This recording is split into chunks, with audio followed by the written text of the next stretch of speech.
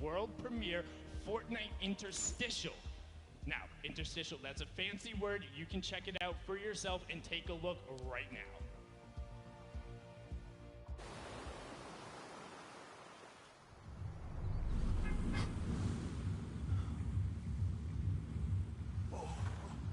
Hey! Hey! Hey!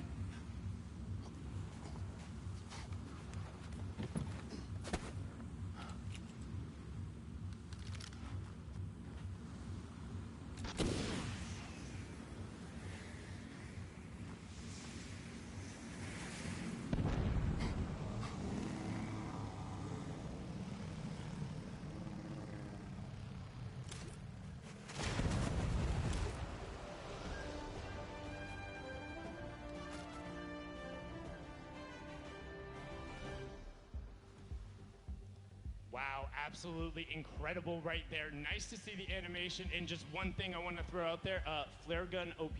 Apparently, it just took down 99 other players in the lobby. If you can take the battle bus out, that's impressive right there, Ball. And I mean, just the animation on that is really cool. I was a fan. I love those little short film type of things where it's a little bit of fun and comedy, and, you know, we get to know the characters of the island of Fortnite. Well, that's the thing that kind of struck out to me, because it's the first time you've ever really heard, like, Jonesy kind of talk or express himself in that instance. And it's just like, oh, you can sense the desperation, and then just the little bit of a shame as he sees it all go. The victory royale pops up. Probably the most bittersweet victory royale you could ever possibly go through.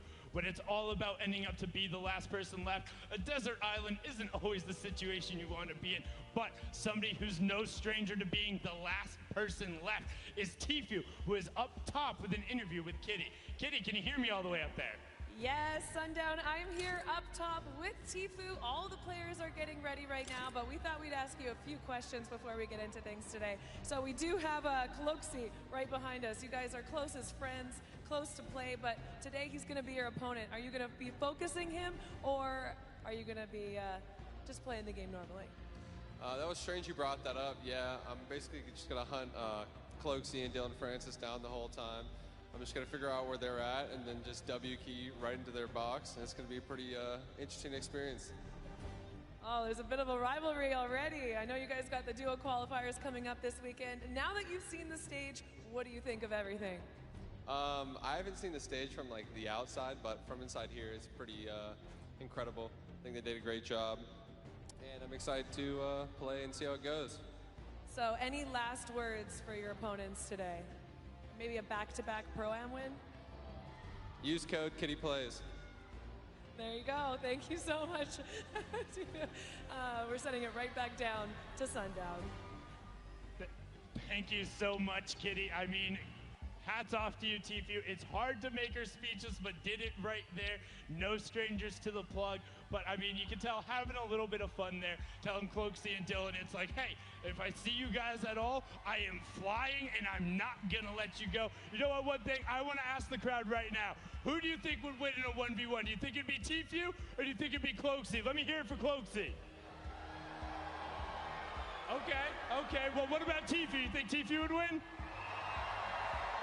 Baller, that sounds pretty definitive. That definitely sounds definitive. I mean, that's awesome. Tfue is going to be hunting Cloaksy. That's going to be interesting. Now, the real question is, what do you do in that situation if you're Cloaksy? Do you just completely go pick somewhere else? You know, him and Dylan have played before. They're able to find different opportunities, different strategies. I think they'll be successful, but I mean, I'm about ready, Baller. You ready? I am so ready, Sundown. All right, hey, crowd, are you guys ready? Okay, that was pretty good. Are you guys ready? All right, that's a lot better. That's enough of the pre-show. That's it for me and Baller for now. We're going to throw it on over the stage to Golden Boy, who's going to kick us off. Golden Boy, take it away.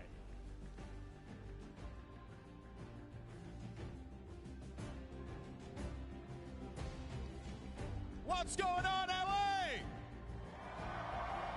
Yeah, you're looking good today. All right, everyone, I'm Golden Boy. You may have heard me commentate the action yesterday for our creative showdown, but today we're going to kick it old school. We're going to do it right in the island. We're going to have a good time playing some duos, and I know all of you are very excited to get into the action today. So I have a question for you all. Let's see here. I want to get like a little temperature check with the crowd. All right, who do you guys think is going to win? Do you think that it's going to be Marshawn Lynch and Ninja? Oh, all right, all right. Or how about Cody Walker and Lachlan? Okay. Well, what about Josh Hart and Tfue? Oh, man. All right, all right. Seems like the crowd is geared up. Seems like you're all ready to go. But enough talk. It is now time to kick things off. So, are you ready? That's what I like to hear. Ladies and gentlemen, this is the 2019 Fortnite Pro-Am, and it starts right now.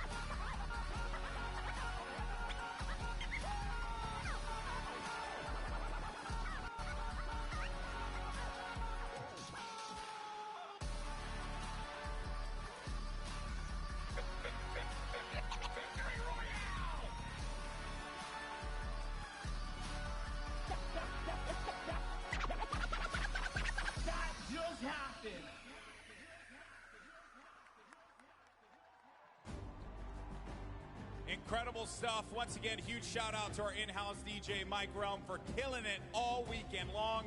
This is the talent team that is going to be bringing you all of the action today. Interviews, breakdowns, you name it. And today, we're going to be playing for $3 million for charity, folks. That's a lot of cash, all for a good cause, and it is going to be an incredible time. But there are two people who are noticeably absent. That's right, that's right. Let's send it over to your commentators. It's going to be Zeke and Monster. Take it away, gentlemen. What's up, Fortnite fam? Man, that was so weak, Monster. Should we try again? Try it again. What's up, Fortnite fam? That's what I'm talking about. Welcome back to the summer block party. You got Zeke, you got Monster D-Face here. We're back for the Pro-Am. We're back to Battle Royale. That's right. We are here again with the Pro-Am. And, man, I heard a lot of hype for Tfue, but not enough hype for Ewok, because I want her to represent for the ladies out here today. But anyways, let's go ahead and hop into the format so you guys understand how these guys are going to be competing here at the Pro-Am. So, we have placement points, Zeke. That's right. Top 15 is going to net you 3 points. The top 10 is 5. Top 5 is 7. And then Victory Royale is, of course, those 10 points. And don't forget, guys, every single elimination is a point. We talked about that insane prize pool, $3 million. And what's awesome is that everyone is going to take a little bit of that home. Yeah, so it's not just first place. Yes, you will get a meal for first place, but guys, look at that second, third, fourth, fifth. That is a lot of prizing there that's going to be dished out just across the board. So, you know, honestly, just for coming out, participating, taking time to put into this show today, this tournament, they're all going to be able to contribute to a great cause. That's right. That is split 2 ways. Don't forget. It's really cool. You know, you're going to get to come hang out with your peers, stomp them out. I mean, play for charity. You know, it's going to be a really good time. We've got 4 games lined up. I mean, I feel like, are you guys, like, pretty hyped for this? Like, I don't know. You guys? Yes, they are, Zeke. Yes, they are. Now, guys, I was hanging out in the player lounge, okay? And I don't know, you were pretty close, I think you heard. There was a little bit of trash talk happening. There was a whole lot of that. Classic Chicken Parmesan here was trying to go head-to-head with Dr. Lupo. I think you guys just want to take a listen to this. Just listen. Dr. Lupo, your AARP card won't help you here, old man. Guess what? It's Father's Day. I don't care. My gift to you, as the dad that you are, is a Q. Okay, I'm sending you back to the queue, bro. Literally, you stand no chance. Guess what? This isn't a singing and dancing competition, so having Jordan Fisher as a partner isn't going to help you here. When you put two average players together, it doesn't beat one God-tier player in me. My thickness is so incredible that you shiver when you see me in person. Guess what, Ben? You might be a couple inches taller than me. I'm 6'5", you're 6'7", but today, I'm going to make you look like a little boy on the battlefield. Hop in the battle bus, Dr. Lupo. I know I take up 2 seats because I'm so wide, but I don't even care. You can sit on the floor, boy. Courage JD looks like poorly animated claymation in real life.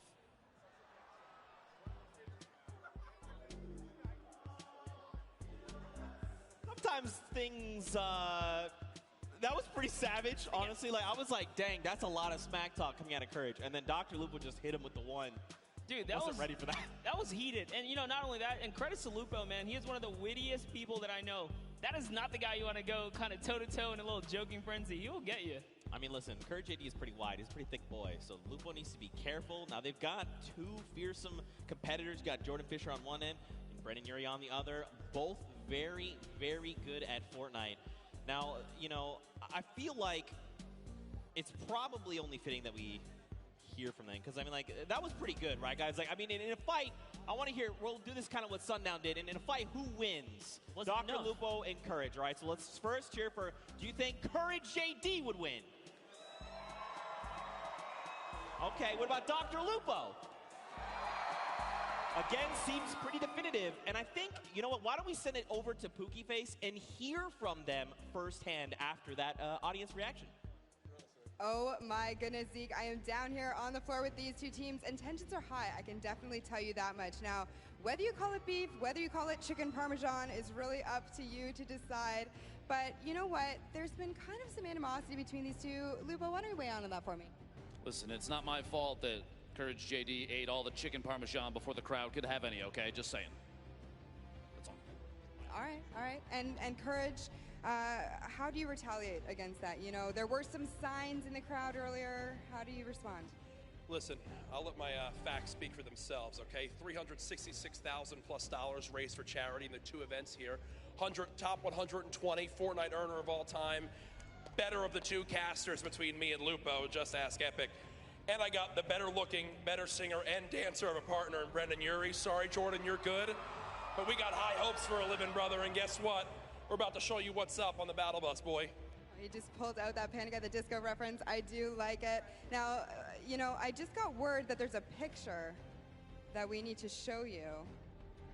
Picture? A picture? What is it? What is it? There's a picture of Lupo and oh, wow, that is something. All right, well. Yeah. Do you 2 have a picture like that, Brendan? We don't need that. They are simply put a pro and an am. Yeah. This man has the looks of Shawn Mendes and the voice of Ariana Grande. We're going to win this thing. Hey. And the body of a pumpkin. Okay. All right, you know what, Jordan, last thoughts. What do you got to say to these guys? I have many.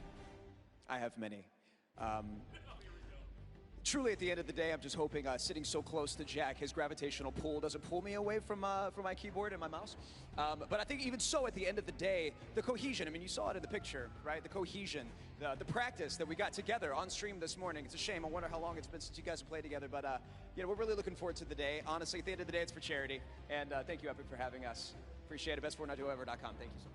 I could not have said it better myself. Thank you boys so much. Hopefully we can get everyone settled down. Zeke, back to you. Oh my gosh. It is just going on here, Zeke. I am absolutely devastated. That has happened to me all too many times. Before Night Fam, we know what you're here for. and that is Pro-Am Games. Are you guys excited for some games? That is what I'm talking about. The players are boarding the battle bus right now, and we're about to kick things off. We're about to have some of the craziest Fortnite games you have ever seen. You can see everyone getting ready, getting hyped, and getting in the zone. Look at this on the islands, of course. In typical fashion, you know, you hop in the island, you find the biggest group of people, and you emote. Yeah, you know, I'm always down for a little conga line in the pre-game lobby, but and in real life, it's all happening right here. Yeah. We're gonna get into our game one very shortly here, Zeke. Oh my gosh! All right, well, what's a duo you're looking for? Actually, Monster, I'm gonna tell you what. Hold that thought for just a moment, because Fortnite fam, the countdown has begun. Let's hear you. Let's go!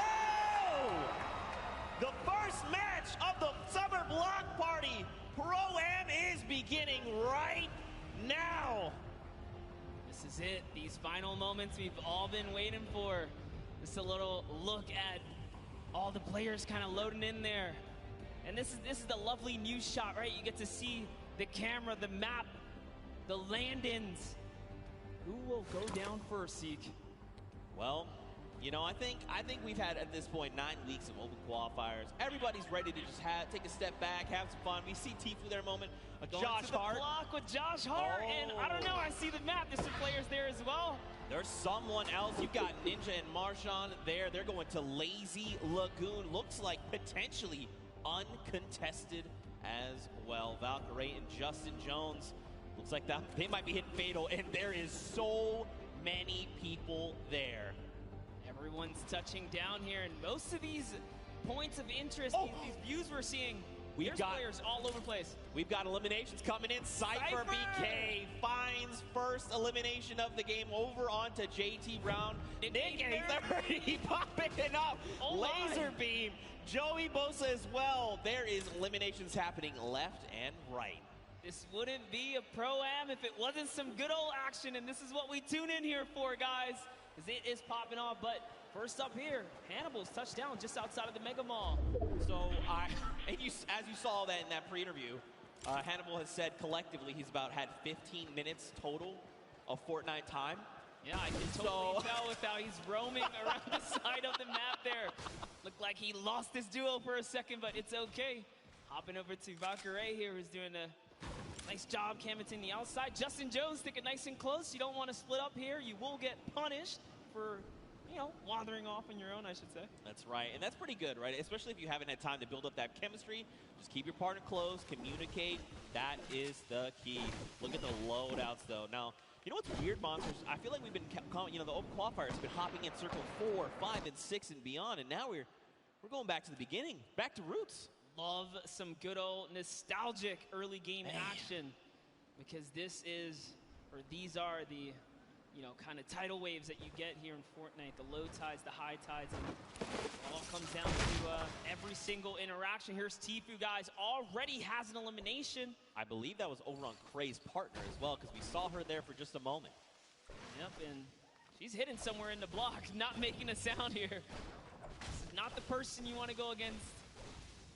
Oh, man. Take a look at the first storm circle there on that top right half of the map. Looks like Tfue's going to be pretty close there. Doesn't have to go too far. But everyone else, people down by Frosty, Happy Hamlet, even Lucky Landing, they're going to have to start making that move.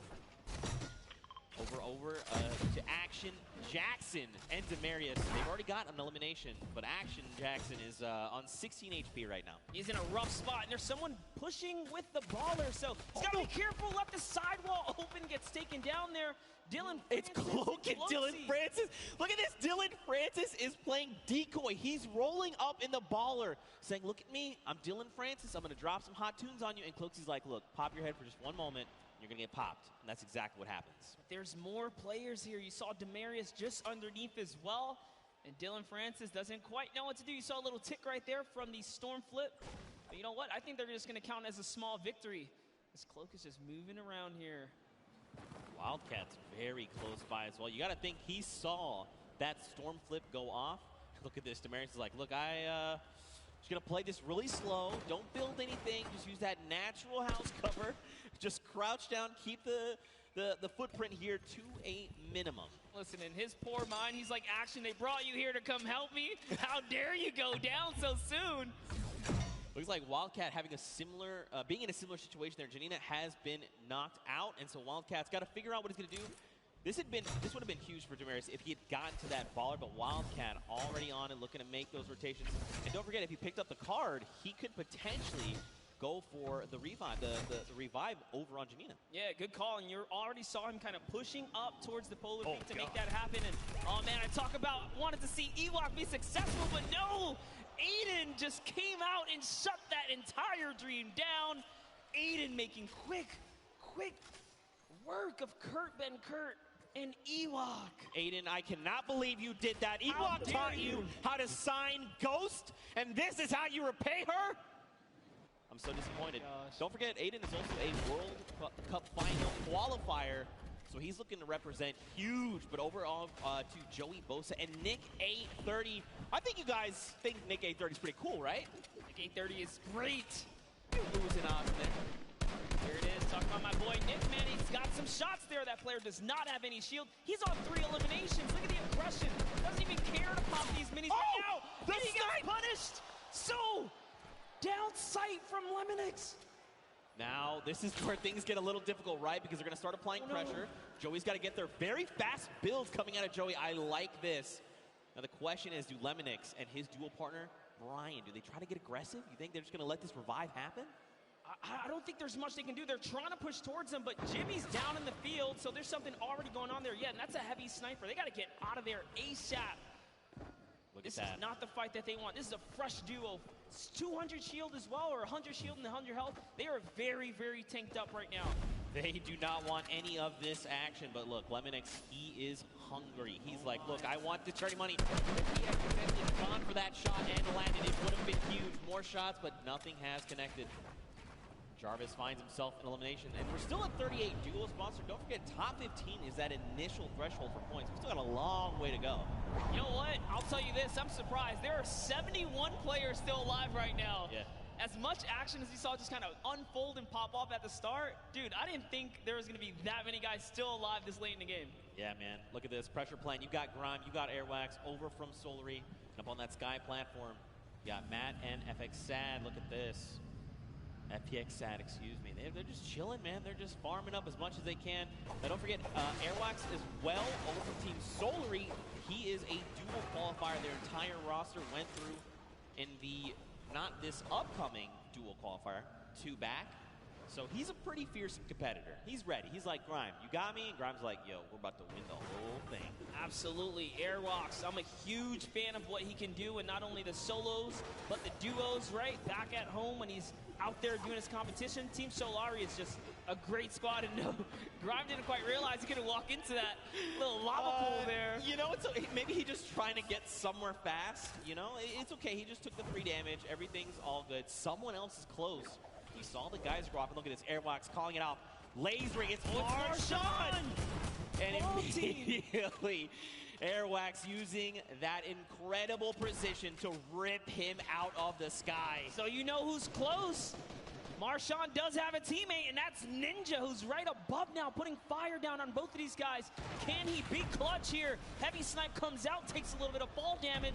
Great grenades down there as well. One is going to connect Zeke. He's got to try and bank them back so they're fracturing as much of the build as possible. But look at this. He's like, honestly, I'm not in a great position. Marshawn's already gone. I just probably need to bail on the entire situation. He's got the launch pad monster, but look at this. They're just keeping him from making decisions, right? Keeping him isolated, making sure he can't leave. They're using so much, too. There's another team from up above! Oh, this might be it for Ninja as he is now backed against the wall. The wall replacement does happen. Up for the high ground he goes. And Airwalks meets him with the combat to the face. Down goes Ninja and Marshawn Lynch for making the wrong rotation. I think Ninja might have stayed around a little bit. He probably wanted to try and go for the card because he did have the launch pad, right? He could have just launched that up and out, but at the end of the day, hindsight is 2020. Tfue here and his dual partner Josh Hart. Looks like someone's trying to get a little bit cheeky right now. I love what he's doing here. Tfue is in the pocket right now, really putting up the pressure. He's just got his teammate Josh Hart over safely into distance, putting down fire here so Tfue can get these balls and try and get these shots. That's one. Can he get the second? And he does. Tfue with 4 huge eliminations right now. Zeke, every elimination is worth a point. That's right. If I had to guess, he's probably in the lead right now. That's right. There's only so many points. So we've got Airwax, who has 4 eliminations. Nick A30 and Tfue. Wow. All tied with 4. Everyone is popping off. Speaking of Nick A30, you've got Jarvis very close by. This is so scary. If they're not careful, they could very easily meet their end here. Look at this. And Mayers, don't forget, Mayers is over here on Jarvis's left. He's ready to respond. Listen, crowd, let me tell you, Jarvis on the controller is absolutely scary. He is so good. If I'm being honest, Nick is probably lucky Jarvis wanted to back up right here because his shot can punish. No, I am not kidding, guys. This will be a very intense battle if it does pop off, but dude, let's talk about our Elim leaders. Airwalks, World Cup qualifier, Nick A30, the largest, one of the largest on the YouTube community for Fortnite, and Tfue, obviously another staple person in the community. They are leading right now and popping off, and not far behind them is Nick Merckx, guys, with 3 eliminations. So it's going down right here. Controller gang, if you're here in the building, let me hear you scream for Nick Merckx. You gotta send him your energy. There he is on screen. He sends a shot out over on Grime, and look at this. He wants to get aggressive. Kyle, his duo, is down. But look, Nick has been in these types of situations before. He's been competing all qualifier long. And I mean, he's been a competitive veteran across a multitude of titles. Yeah, but this is calm. crazy. Look at the map, guys. There are so many players migrating to the Sunny Steps area because this is the center of the next safe zone. And unfortunately, Kyle's already gone. If I had to guess, Nick is kind of moving towards what might be the respawn bus, but look at, there's just duos everywhere. He's probably, honestly, not going to get the chance here. You see him right on the other side of Vicstar. Vicstar is here. These are 2 titans of the Fortnite community, and I got to know what is going to unfold right now, because keep in mind, Vicstar is, first of all, Martin Star is gone. But look at his HP. He has not topped back off the 75. Nick, though, he's got that massive HP advantage. Vicstar going to try and use the impulses and make something happen. Look at this. Oh, you saw Nick heard it. He's like, yo, there's someone in here. Where are you? I need to shut you down. Vicstar is sitting so still right now. I'm surprised we can see more of his face. This is really cat and mouse. And Nick is the cat hunting right now. Vicstar's the mouse in the corner. Hidden away in his little tunnel here, but lucky for him, Nick's just, all right, he's going to keep it calm. He doesn't have a duo. He doesn't know Vicstar is by himself, right? Yeah. For all he knows, that could be a fresh duo, so playing it nice and safe here, going for placement points right now. Someone's up above as well, Monster. There are people all the way around Sunny Steps, and the new safe zone is putting us just on top of it. Everyone else on the outside going to start making their way in. Power up on top. Looks like Taver and Brian there has gone down, but Lemonix's duo is ready to respond and get the revive. Tfue and Josh Hart, they are topping themselves off with the campfire.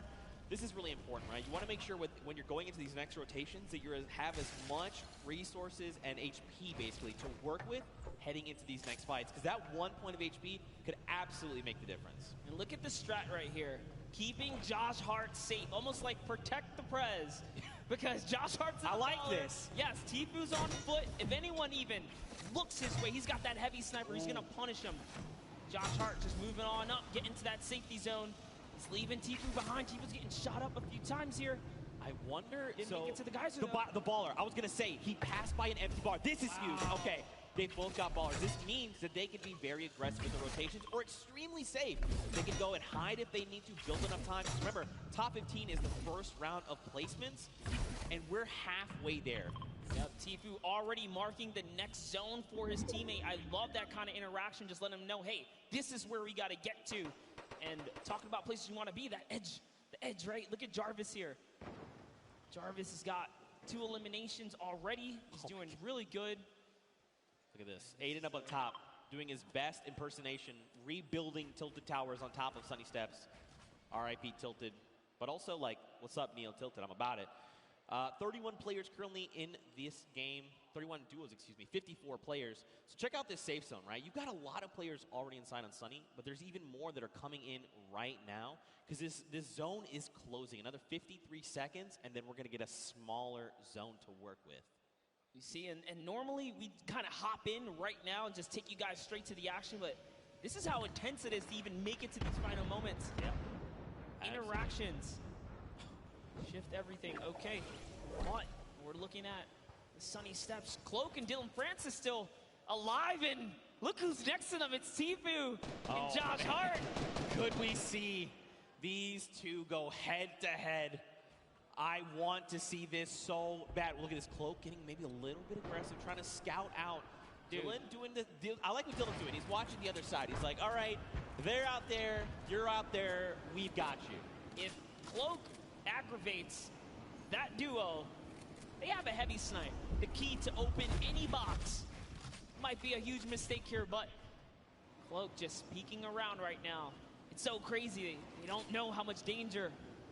All of them don't really realize how much danger is all around them in these moments.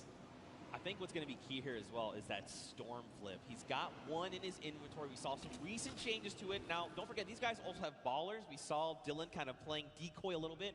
Look at this. They're just going to rotate out the back. They're like, you know what? Let's get another position. This is just too hot right now. Let's be able to look at this.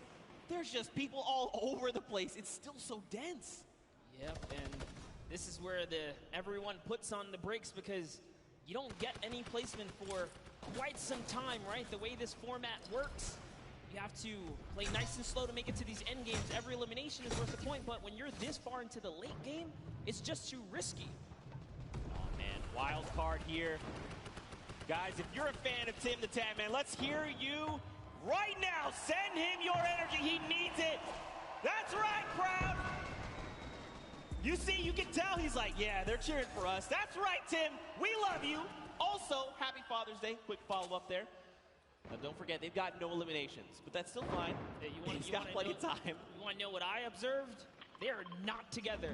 They are not. His teammate is way off on the corner, and they got split up from each other, so that's going to be interesting. RL Grime and Airwalks here. Got to touch base with them down in the player lounge. Grime very just shy. He didn't even want to get on the interview, but Airwalks is all about it. That's what I expect from a World Cup qualifier.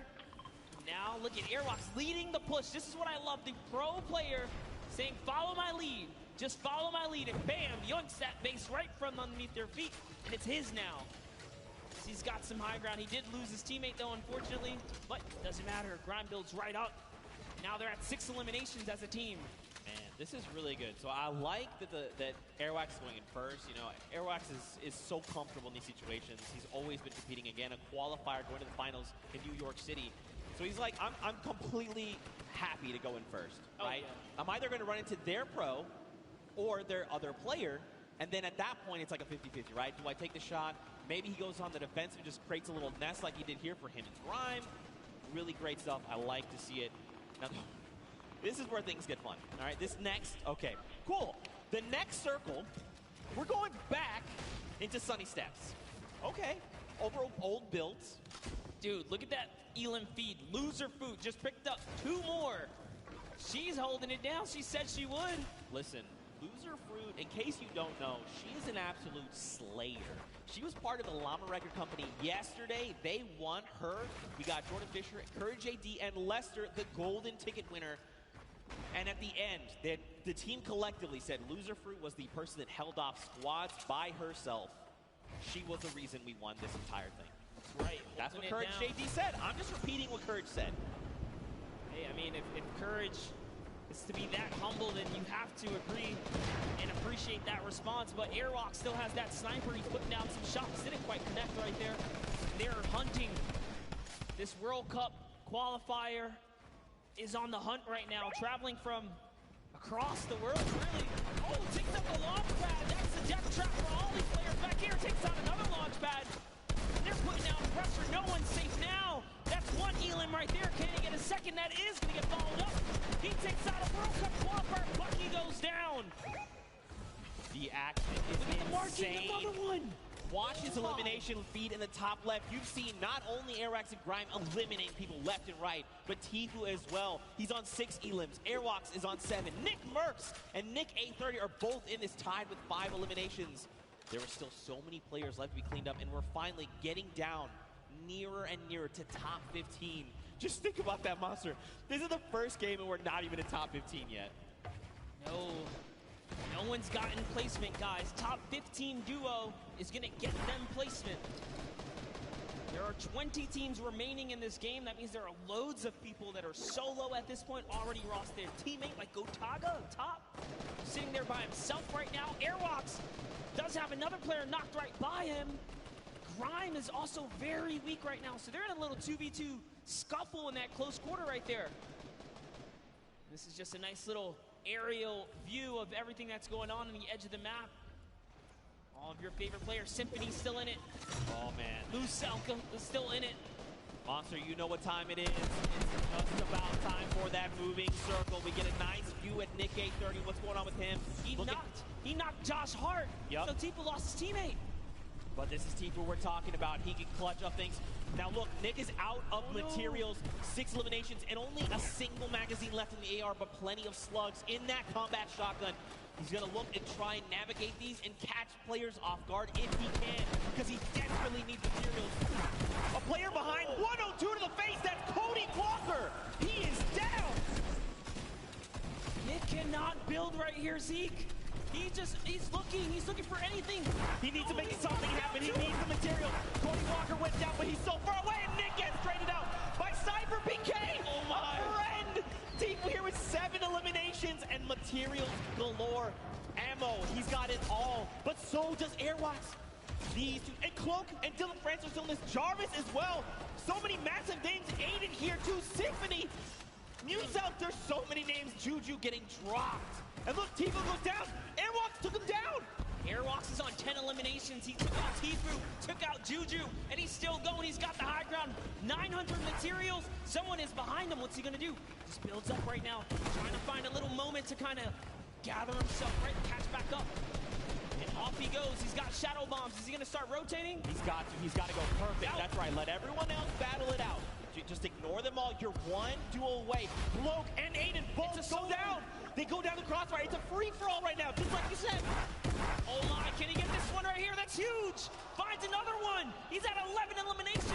He finds someone else in the zone. That's another top 4 situation. That was Lachlan. He shuts him down. Right now, Airwax is in such a commanding and powerful position on the high ground. And don't forget, this Stormflip is just eating this entire zone. There's only so much space these players can work with. He's just waiting for a full set. It's Symphony. He shuts him down. It's a 1v1. Who is the other player that's left? Oh! Here it is. He's going to go with the X. Oh! Airwax with the 14 elimination victory for the first game here, Zeke. That is why he's a World Cup qualifier, representing from across the sea. Airwax, a 14 elimination victory royale, 24 points, and here are those final moments. Symphony cracks Bell, takes him down, and look, Patriota is just on the other side of the wall. He's got to be careful as to how he's navigating. And look at this, Airwax is already on that power position. He's waiting, he's saying rotate. Don't forget, he waited that half second to make sure Symphony felt confident. And then look at this, it was just about textbook closing up the victory royale. Honestly, I thought he was going to try and land for the pickaxe. Dude, my heart of hearts, I was like, please don't do this person like that. Don't do it. It was so close, man. Nonetheless, what a grand finale that was, just for that single game. And let's give some credit to his duo. Let's give some credit because his duo, RL Grime, also had 2 eliminations. That was a 16 elims off of just that alone. Yeah, so don't forget, even though his teammate only had the 2 eliminations, this is a cooperative effort, right? Yes. Grime could have been sending shots in, and it's just Airwax that actually cleans up the elimination. So, still though, my goodness, I don't even, first of all, mad props on the dabs, not as good as the micro dab, but still, it's still pretty good. What an incredible first game. That was just the first game of the Pro-Am. This is the Pro-Am, all right? It's going down. I'm losing my voice. That was great. I'm losing my voice. That's what's just going to happen. Tomorrow I'm going to have no voice. Now, you guys in the audience here in the LA Forum, what'd you think of that first game? That's what I'm talking about. What an incredible game there. We saw Tfue, Cloak, Aiden, Dylan Francis, Symphony, these power Nick players. 830 versus Cypher PK. Nick had no mats. That was crazy. Oh my gosh, dude. 3 more games like this. My heart can't take it. I can't. But we're gonna push through. We're gonna push through. What an insane game. Don't forget to use that hashtag Summer Block Party. Send us your favorite moments. Tell us how you're enjoying this crazy event. It's so much fun. Dr. Luba put it best. I believe what he said. It comes once a year. Ninja said it best. I'm sorry. Excuse me. Ninja said it best. That was the interview I had with him. I remember. This kind of event only comes around once a year. You really just got to embrace it, soak it all up. And this is what happens when you put competitive players with, you know, some big profile celebs, man. Anything can kind of go down. We saw at the end there, it turned into a good old-fashioned solo, though, too, right? Yeah, for Just sure. like, all right, celebs, you guys hold it down. Wait, it's time to get serious. And it started really punching to the metal right there. I feel like it's always going to be like that because, like, you got to think if you're like someone like Tfue, right? You're like, okay, I've been playing these qualifiers. Like, I have a set competitive way of playing. You're like, oh, I'm going to relax. And you see, like, a guy, like, one by one a certain way, like, faster than everyone else. You're like, you know, it would be Cloaksy? It would be impressive if we can get a serious duo to just kind of stomp all the way through. So, you know, give a little extra shout out to whoever can pull that one through. yeah, for sure. Now, of course, we've got to send it down to an interview with our winners, Airwax. So we're going to send it right now and over.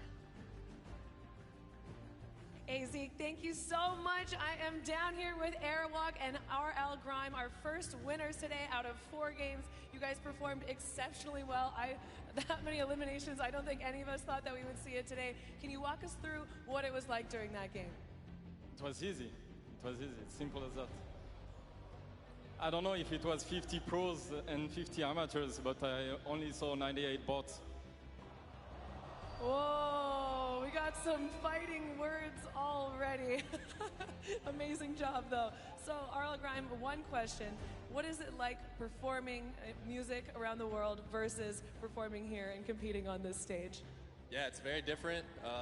It's nice having a teammate to help you up there. And luckily, my teammate's a beast, so yeah. Yeah, your teammate is a beast. Well, good luck, you two, going forward. I'm really looking forward to see how well you do in the next 3 games. Thank you guys so much. Back to the casters. Thank you so much, Kitty Plays. Man, Airwax is putting in so much work there. And Grime as well. These guys are a fearsome competitor.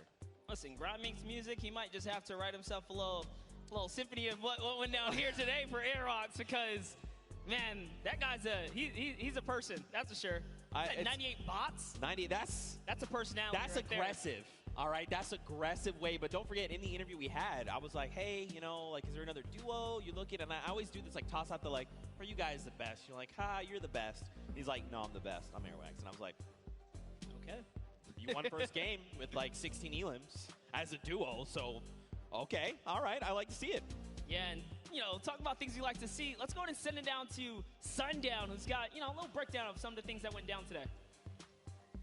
Thank you so much, Monster and Zeke. And I actually had an opportunity to chat with Airwalks and RL Grime right before us. And they were like, you know, I don't really feel like doing interviews that much, but if we win a game, maybe. And then, boom, right out of the gate, Airwax said, I'm going to win the Pro-Am. I'm going to win the World Cup. It doesn't matter what it is. But now let's take a look into what happened in the last game and a little bit of the action. So first, we're going to hop on board here with Tfue, see what's up, takes that TAC AR, and then just right away rips Gray apart. Brilliant shots there, and on board with what ended up being our Victor Royales. You can see Airwalks taking great shots to the sky. RL Grime throwing some shots over, and that was Marshawn Lynch. You can immediately see how Airwalks checks above him, where those shots are, knowing that Ninja is lurking and around in there. The shots come down. They both make sure they box up, but from a combined effort, with Grime throwing down shots with the AR and then able to take it away, Tfue putting pressure down with that tactical shotgun, what he does best, picking up Do Young Kim, and then Nick 830 going to work, showing off the accuracy of the tactical AR at range. Just brilliant to pick that one up and getting the full elimination onto Xavier Woods. And then Pipe Punk showing off that sniper rifle, the semi-automatic. It gets a lot of error, but Valkyrie caught that one. Yeah, give him a little bit of PogChamp up there. And also, you know, they said Airwalks putting the work, but RL Grime putting the work here, saying, my song for your Adams, well, how about for my builds, getting a nice little double ramp up, one-by-oneing himself out, and editing down and reset. I see you putting on some work there on the side, but brilliantly done. Game 1 was fantastic, some great moments, but we're going to throw it back up to the casters at the desk. Monster and Zeke, take it away, gents. Thank you so much, Sundown. We are back there. Good to see Courage JD looking so good. Dr. Lupa and Jordan Fisher. And don't forget, we've got 3 more games on deck. We're getting ready to head back into the next one. Of course, everyone's reboarding the battle bus. That's the way it works. But really quickly, before we hop into this next game, let's take a peek at the standings. I'm curious to see how things are shaking out for these players. Because Grime and Airwax, I mean, no that surprise. lead. Absolutely no surprise there. Airwax way up at the top. But hey, look at these 2nd through 10th. Cloak and Dylan Francis, Tfue, Josh Hart, Aiden Lost, Symphony. Did we expect anything different? Nick A30's up there at 8th place. This is awesome for them. They're still in top 10. This is anyone's ball game. That's right, and it only, this is just the first game. Even if you were eliminated 100th, it's not that big a deal. You got 3 more games to show up. You just need a game like this, where you get 26 points, and here we jump to page number 2, more names. Don't forget, everyone's going to get a little bit of that pie for charity. So many big names, so many more games to hop into, and of course, I cannot wait to get back into the action. So this is a good question. Are you guys ready for game 2? I feel like everyone fell asleep or something. You want to try that again? You want to wake them up again? Is anyone ready for game 2? There we go. That's what we're talking about, Fortnite fam. You saw top 5. You know how insane these next few games are gonna be. Let's hear it one more time for all the players playing in the Pro, and make some noise! And here we go, Monster. 4, 3, 2, 1. The battle bus has launched, and we're coming in over Gus, heading by to Snobby Shores. Almost a perfect cut down the center of the map, and yet again, you get to see all the players' perspectives, see how they're zoned in right now. They want to try and get some of this charity money. They want to be the best among their peers. They want to say we for the Pro-Am champions. Yeah, not only that, you take home a sweet, sweet trophy. Remember, there's only 2. That's right. Well, now, there's 4 in the world, and Ninja and Marshmallow took last year away. Oh, yeah, they already own those. So, you mean, if you're like Ninja, I'm thinking, I want to try it. I'd like a 2nd gold pickaxe, then I have 2, and then I can kind of dual wield them. So, I hear some people chanting, "Let's go Ninja." That's what I'm talking about. Of course, of course. But here we go. These players are making their descent. Now, the question would be, are they going to swap things up? You think they're maybe thinking, I've got, Tfue landing with me. Maybe I go somewhere else. You think just stay the course? What do you think? No, absolutely. I think my rule of thumb is if you land in game 1 and you get just taken out, maybe give it another game. But if it doesn't work a 2nd time, man, it is time to get out of there. As Brendan Urie takes out Justin Jones. Wow. And Courage JD shuts down Valkyrie right out of the game. Listen, Xavier Woods as well is down. We just talked about losing in the early game. Nick A30 had so many eliminations last time. This is why. If you land Fatal Fields, he's ready to bring it to you, and it looks like he's got himself a flint knocking. Xavier Woods, man, all that smack talking. Even Royalistic are not doing so hot, unfortunately. Well, this is Nick A30 we're talking about. Pretty fearsome. Pretty fearsome here, but over on the other side, Courage JD, Brendan, we saw Courage eliminate Valkyrie. She's been gone. That's it. Back in the lobby, waiting for that next bus. That's right. And Brendan took out someone else there. It was Justin Jones. But over on your right-hand side, guys, here's the format. Don't forget, 15th. We'll get them a couple points. That's a long way out, up to 10th, and then 5th as a duo. And last but not least, that Victory Royale. Every elimination up until that point, or up until then, is worth 1 point. But a little bit of a skirmish going on here is Courage is getting shot up, so he's already lost the shield. He's down to just bandages. He needs to make something happen, man. He's got to find a half shield, some minis, anything at all, even a med kit to get him back up to the 100. Brendan's in the same position, right? They don't have much to work with. Ammo looking very, very sparse right now. Basically, whatever's in the gun is what they have. Yep, no shield. Barely anything else. They're in like a weird pinch here. Those players have that high ground. And you know, when a good player lands a shot like that, that just gives them confidence. Like, hey, they don't even have shield. I hit both of them. That's why Taven Bryan's pushing up here. He's got the 100 shield already. And you got to think, too, as well, right? Like, you send a few shots their way first, and then you waited 30 seconds before sending more shots over. If you don't see blue numbers, which is those shields, you're like, oh, they're probably at 75 off of whatever we hit them for. So you know they're looking to hunt these players down. They want to shut down Courage JD. Look at this. They're just making rounds. Are they in this house? No, not in this one. I'm loving these angles right here. Lemonix is just looking around right now. He's on the hunt. Slurper Juice, or the Slurp Juice is already ticking here. So with every second that passes by, his health is going up. Some shots coming in from the side, using this little bit of distraction. He's going for that high ground. Little 1-2 right there. It's his now to take. Only got a handful of builds. Now he's got the drum gun in hand. He also even has the swarm flip, but look at this. Tavern finds Brendan Urie. He is gone. Where is Courage? He gets picked up. That's it. Oh! Wait a minute. Wait a minute. If I heard this right, Chandler Riggs got a pickaxe elimination. I think we got to go to this replay. I got to know. Chandler, go! Reliving the Walking Dead saying, get away from me, zombie. Can he find it? Dude, that was aggressive. Look at him go here. Just beating down players. No weapons. Doesn't even need them. Wow, that really was like The Walking Dead, because all you had afterward was a pistol. That's it. Right. Back with Ninja. Man. Oh, his teammate's down. He's probably just got to abandon him. He's got to say, look, you know what? We're not really in a good spot to take this. Maybe we'll just fail.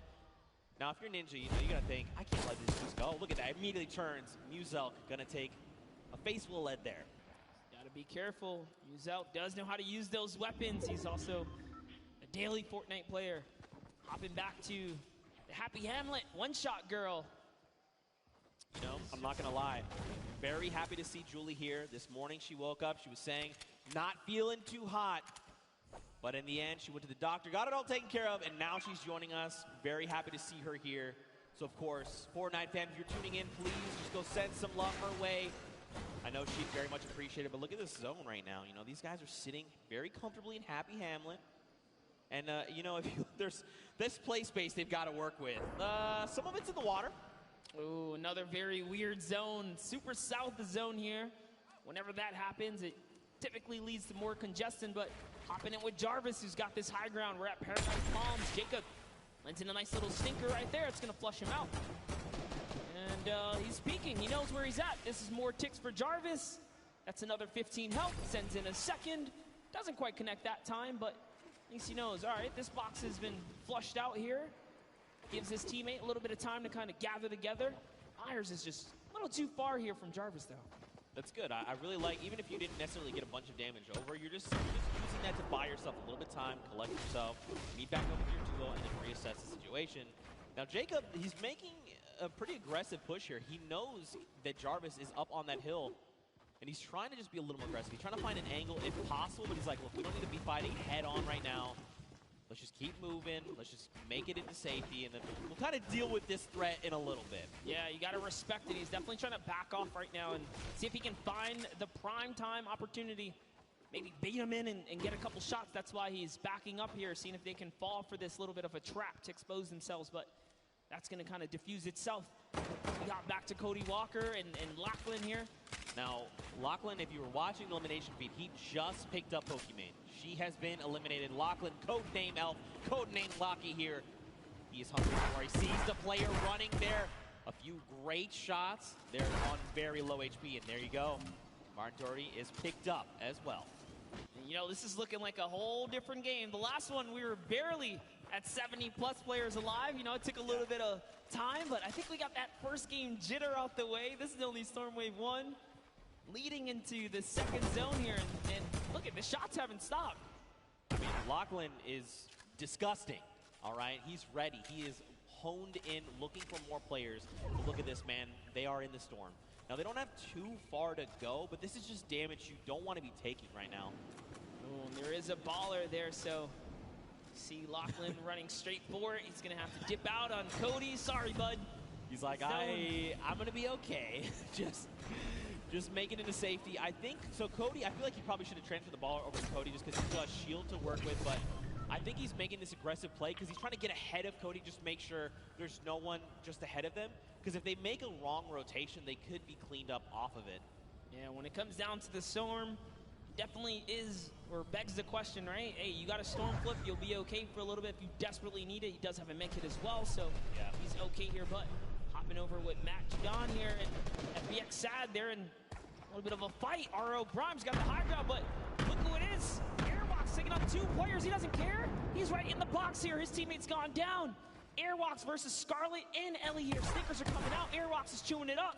Sad actually got the pick there, so this is not looking too good for Airwalks. I think too much smack talk in the previous game. Scarlet does take him out, and now Sad's making a full-on push here. FBX Sad. Here comes the Dynamite. That Storm flip just gonna minimize the effective play space, force people into Sad's clutches here. He's looking to find another elimination. He's got himself that slurp, but don't forget that's healing over time. You gotta just wait it out. Another Storm flip coming out. Okay, run for the hills. Don't forget this is 5 damage to your HP. And look at this, they've only got so much room to work with right now. Sad finding himself in a little bit of an awkward position. Look at this, News Up gets near. He's like, hello, are you fighting? I'd like some of this, please. This is just perfect for Sad here. Now he's just turning everything around at this point. Matt needs to jump in here and help his teammate out.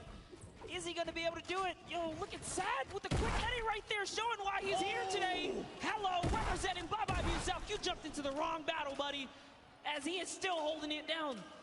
He's going to make Muselk very sad after that performance. Come on, guys, you know I had to. Now, the question is, what happens next? Juju is by himself. He's sitting in a 1-by-1. Now, he doesn't know there's a launch pad. We see the launch pad. Don't tell him. Got Ellie and Scarlet over there. And Sad is now just thinking, okay, I definitely know there was a duo I was fighting. Muselk tried to get cheeky and tried to go toe-to-toe with us. Mistakes. Oh, no. Jordan Fisher has been eliminated there in the top left in your elimination feed. This could spell disaster. Yep, Koa definitely someone to be afraid of, traveling all the way from South Korea to be here today. But Scarlet and Ellie, man, just you gotta respect Sad. He pushed off 4 players in that situation. Matt Judon, unfortunately, just wasn't doing or contributing too much in those final moments, so he really was up there just kind of putting it all down. Took out Muselk, but get Ellie here. Scarlet, they're out. This slipstream is going to be so helpful as he zooms by another fight. He's like, all right, time to start dolphining. This is what we call when you're in the slipstream. You just kind of come out and then kind of go back in, then launch up, and then come back down. Now over to Ninja. Oh my goodness, look at this. Marshawn yet again has been down. So Ninja's got to make something happen. Hopefully he picked up the card because there is a respawn van here in Lucky Landing, but look, there's even more players. Ooh, Ninja and Bucky. Oh, Bucky's Lupo is here. Tfue is right around the corner. And Dr. Lupo's right above that as well, but Ninja trying to take on Bucky. No, this is the wrong player to fight. Bucky's already qualified for this. Oh, he tried. It doesn't even matter. Kenneth and Bucky push right on through. This is why he's going to the World Cup, guys. And that's going to be their first elimination. You can see, too, when Bucky picked up the elimination there with Kenneth, there was big smiles. They're like, that's Ninja. You know that's a confidence booster. Yes, I got to meet Bucky's mother and Bucky. We did a little bit of a interview earlier today, and she said she's his biggest supporter. She almost said, I believe word for her, said, I fangirl for my son, and that's her biggest supporter. But that's so awesome. That's the kind of support you love to see in the Fortnite community. But you know, around here, I'm curious. What's our boy Dr. Lupo doing? Let's take a moment to see. So remember, Jordan Fisher got picked up. There he is, giving the finger gun. I like it. Loadout's looking pretty good. He's got that single shadow bomb if he's got to try and make himself to safety. So if I'm Dr. Lupo, I'm thinking, all right, what do I need to do here to get placements first, right? Let's at least make it into that top 15 first. Then I'll look to pick up elims. You know, people are not going to really be paying attention to a single player if he's playing it right, playing it slow, playing it a little bit sneaky. But, I mean, there's still quite a number of big names left in the lobby. Aiden, Lemix, Patriota, Nick A30, Cloak, KU, Lachlan, Bruce Brown, just to name a few, Nick Merckx as well. That's right, and don't forget, guys, if you see something you like, make sure you guys use that hashtag SummerBlockParty and hit us up on social media, guys. We love to see the clips and those interactions. I'll be sharing everything that comes my way. But You saw some players hiding. It was Scarlet who's in the field, and they turn cloak now. They're sending off some fire shots here. Jacob sending in the dynamite.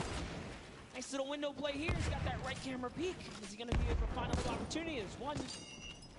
Well, just kind of putting in some pressure. Other team was ready. They heard. You know, if you're playing Fortnite for any extended period of time, you know what that distinct dynamite sounds like. 70 over onto that player, though. That was a blue number, so the question is, how much shield do they have left? Were they on 100? Were they less? Jacob wants he already knows. He hit the dynamite, so he's going in right here. Look at, he's just trying to get this shot, and that's one! Great shot on Douglas! Took the wall so quick! And now look at this, someone else trying to build above him, and Jacob is saying, look, there's someone trying to aggress. Got to build.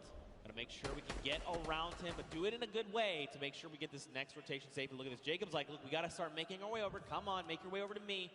The power, though. He's in a tough spot right now. Hey, but I love it. They just counted that as a huge victory for them, right? You know what? We got the elim. Just got to back out of here now. Bye-bye to your teammate. Get some fresh loot. And they're off. They're going to get the next zone. And Flake, man, if he gets too aggressive, you got to understand, this guy already took good care of your teammate. Oh, that's what happens. Jacob says, he didn't forget about you, buddy. Thanks for coming this way, and takes him right out the game. So while Connor's sitting here like, all right, you know, we should probably make this rotation, his duo partner's like, I've been watching this guy. All right, yeah, no, he's like, listen, like, yeah, we'll make the rotation, sure. God, Ewok here, check it out. Over with Kurt. Waiting, biting. They've got a launch pad when they need to bail. Looks like Kurt also had that RPG in hand. Look at the loadout coming in right now. Ooh, I like it. And they're in the current safe zone. Feeling pretty good.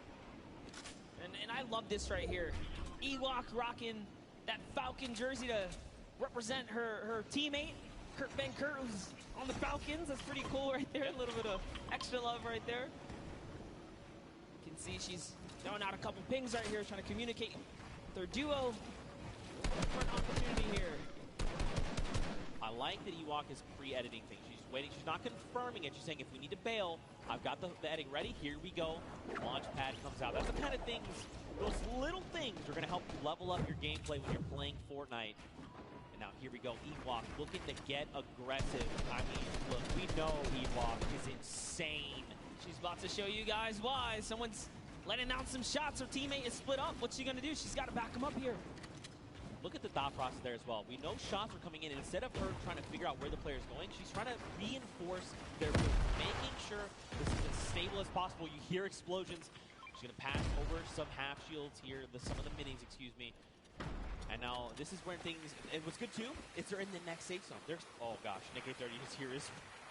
Oh, it's Nick who's bothering them over in the box. Oh, goodness. Okay. This is going to be a good battle here, Zeke. We might see unfold in just a bit. Ewok messing with a couple edits, trying to decide where she's going to want to be.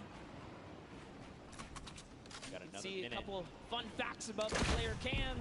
Ewok, a 13-year-old streamer. I think you're the youngest Fortnite player here at the Pro-Am. So, the youngest competitors we can see here. No! Oh. Nick wins the exchange right there. Back. It was very close, but Kurt, you got to do something. You got to go quick. Start applying pressure. He's trying. Oh, so close. Kurt almost won the exchange right there, but Nick was just a little faster on the draw. Beat Ewok to the wall and punished in those moments. Nick had a fantastic last game. Was only shut down because he didn't have materials. You guys tuned in a little late, but he made it all the way through to end game. And now look, they have 4 eliminations already. Don't forget, they're also in the top 10, like literally on the leaderboards, the standings. So, showing you guys why. Take a look at Tfue's kind of trailing behind, no eliminations. If you've been watching the Open Qualifiers, you know this is classic Tfue. He's got an abundance of material, sitting on a nice little perch with a bird's eye view, waiting for enemies to make a mistake. He is so good at capitalizing on any little error that enemy players make. If they make a wrong edit, if they make a wrong build, a wrong rotation, he is always in the right place, in the right mindset to take advantage of that. Josh Hart and him are going to begin their rotations there. Now, I always say this, don't forget, top 15 is the first round of placing points. We need another 7 duels to fall before those points come out. Jordan Jones and Gotaga going to be picked up there in the elimination feed. And look at this next half in, half out, man. That circle is dangerous. It's better than going south, though, because at least they're going to stay on the land. So you got to count your small blessings while you can right there. Now another look here. Tfue always got those front row tickets. He's always he's like, I'm sitting up on this perch. I'll tell you what, let's come over here and build a new perch. This is my home. Chris Thompson's got that minigun. He doesn't have a lot of ammunition. He's actually really hurting here. Fortnite term, we like to call this shambles. He is in shambles. They want elimination. They need something because, like you said, man, they've got basically nothing to work with. Now, he's probably calling out this enemy team here in front. You gotta think Dank Ops is probably up on that high ground just above him. Just getting a nice little, surveilling the land. You know, who do I think I see? I recognize these types of builds. He's just looking all around. He's like, oh no, slips out the build. No! Took some fall damage right there. Gave a little too much pressure. He's trying to sneak underneath those builds. He's looking at his teammate like, man, I'm so sorry, dude. He was maybe a little too focused up on what the task at hand, you know, what was in front of him. Look at this, Aiden. He's ready, man. He's swooping in like an eagle, just taking away the high ground from everyone else. Aiden is our #1 elimination leader in this current round so far, guys. He's at 5 elims. Oh. That's a storm flip. It's pushing him way up top. This is scary because the higher he goes, the more unsafe it becomes if it's not held up by too much. He's got to be real careful. They don't seem to be in any danger right now, which is really good. He's got a rift. You know, making the quick rift play as you're falling, pretty tough. Nick Merckx, though, going to be picked up by Connor Bell and Jacob and shut out of the lobby, especially at a top 15. You hate to see it. More eliminations coming in. Josh Hart as well goes down to power, and look at this. Aiden finds Patriota. Dude, I see Bucky all in the Elam feed as well right now, so Bucky looks like he's having a great game. Out comes the rift to go. Oh, it's time to rotate. Lachlan picks up Cloaksy. Wow. And look at this, Lupo finding more eliminations as well. Here's the focus. Aiden says, yay. There's a little bit of a high ground right there. Maybe we want to snatch this up. It is in the zone. He does have material to hold it as well. Nick A30 still in the game. You see down there, Symphony as well. So many players still alive. Tfue's still in this game. He's got a baller. He's jumping in and out that vehicle. Aiden lands right on top of Power and wins the exchange. Down goes Power. It's his high ground now. You can see Lost King lands right inside with this duo. Kind of finishes him up. So Aiden is doing so good right now as they have 7 eliminations now. Man, Rob is doing so good working with Aiden, you know. When we talked with him in the player lounge, he's like, look, I know Aiden. I know Aiden's very good. Whatever he does, I'm just going to follow, right? And you can see they're playing so well together. Whatever Aiden calls, Rob is ready to follow up on this and back him up. That's Tfue right there. Oh, it's Nick! Another knock. Zeke. That's it. He's gone. He's been eliminated. That duo is out, especially at the top 5, but it's okay. Look how many big names are still left. Bucky, KU, Tfue, Rob from Lost King goes down. Aiden's got to respond fast. He's got to do something. Yes, he's in this game right now to win it. He just took out another player. Aiden is on it, and he's got the high ground. Tfue goes down to Bucky, or Kayun there. Kayun's still in this game. It's a 1v1 now. Bye-bye, Kayun. This is Aiden versus Bucky 2. World Cup qualifiers going toe-to-toe right here. What's he going to do? This is like a little bit of a playground battle. He's holding that high ground. You know, with some nice little 1-2s. He does have 700 material as well still. Little cartwheel, you know, showing him that he's here. Show. Aiden here, he wants this. He's so hungry for this extra points coming out. He gets cheeky. Close. The shot missed, but it's okay. Right now, Aiden's got health advantage. Bucky's is about on 100, 85 effective HP. He wants this. Look at this. Aiden's just supplying pressure. Oh, tries to go high ground. This might have been a mistake. This is Aiden. We're talking about more damage over on the shields. Bucky's down to nothing. And Aiden! Victory Royale! So close in the final moments. Bucky, with all that pressure on his shoulder, could not handle Aiden, who was stone cold. We saw a little cartwheel there. He's kind of saying, hey, listen, this is nothing. I got this high ground. He felt really good about it. Ice in the veins. Let's take a look at that again. And just look at Aiden. He is so ready to isolate Bucky. Everything he's doing is forcing Bucky here to make a mistake. And in the end, Aiden capitalizes, forcing him out of the storm, and it's enough to close it all out. I mean, the crazy part is, this is just like a little taste of what the World Cup is gonna be like, because the skill is real, the energy is real. Loving the crowd reactions right now. That was a fantastic little ending right there, and Aiden takes the game. That's a huge accomplishment here at the Pro-Am. But also huge props to Rob. You know, he's sticking to his guns, doing everything he said. I'm just going to stick with Aiden, make sure that we're playing our best. And in the end, you know, we saw as long as Aiden's leading the pack, Rob's right behind, ready to finish off eliminations, pick up materials, pick up weapons, ammo, and just keep that momentum moving forward. And that's what helped them get that dub. Rob, I'm feeling it, dude. If you ever want to carry me, probably never going to happen because we'll never play games together. But I'd personally like it if you carry me. Anyway, yeah, games. Games are cool. Fortnite, great stuff. Love Fortnite. Love Fortnite. Love these moments, these interactions. You know, that end game was stacked. Kayun, Tfue, Aiden, Bucky. I mean, I talked about I'd be happy if a duo made it all the way to the end. Shout out to Lost Kings Rob, and he made it all the way there. Yeah. In fact, close. You know what? I want to send it down to Rob right now with Pookie Face, who's standing by with an interview. And Rob, I just want you to know you're amazing. Did you hear that, Rob? Zeke wants to let you know that you're amazing. Oh, hey, I try. I just try to learn from my partner, Aiden, who is the best. Oh, listen to that. Congratulations, you two, on taking game number 2. Aiden, you had 10 eliminations. High ground warrior there right at the end. You love to see it. How does it feel to be in the stadium playing with all of these fans here? Oh, it's the most amazing feeling ever, being around all these content creators and, you know, celebrities, and the crowd is amazing. Let's go! I'm so happy to be here. This is like such a great moment with this. Oh, I love this. We love having you, as always. Now, going into the next game, I know earlier we kind of talked about you were just going to follow Aiden around and do what he said. Is that going to continue to be your strategy? Yeah, I think anything he says, I'm just going to do it. It worked the first time, worked the second time, so I'm going to keep following his orders. Well, if it's not broke, don't fix it, right? And finally, you know, this is a lot of money on the line for charity today. Aiden, tell me about the charity you're going to be donating towards if you win.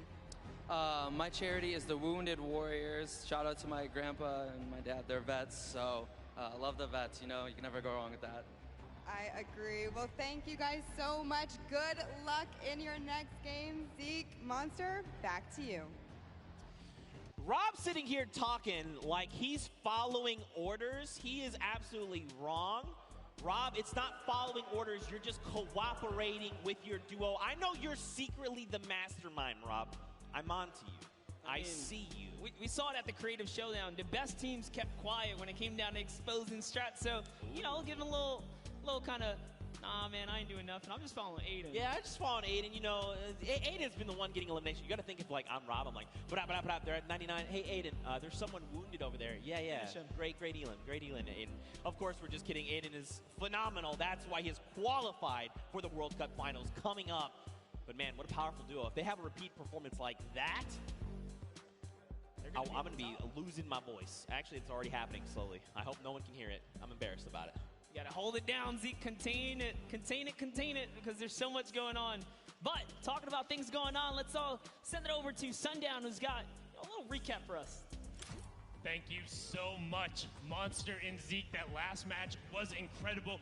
Aiden and Rob proving that they weren't stuck or too far gone, able to take the top spot away with another impressive performance. And I mean, so far, the tail of the tape has been those World Cup qualified players absolutely dominating the competition. Let's take a look at some of the gameplay they were able to show in the last match. But first, we're going to kick it off with FPX Sad and what they were able to do to the previous match victor. So you see him throwing out the grenades, actually picks up RL Grimes saying you can catch that one, and then pushes forward and is able to take him out. That was the partner of Airwalk, so managed to throw a little bit of a stick there in their game plan, and then followed it up with another great elimination. Just watch him edit down right away, finds the combat shot, and picks up Musel.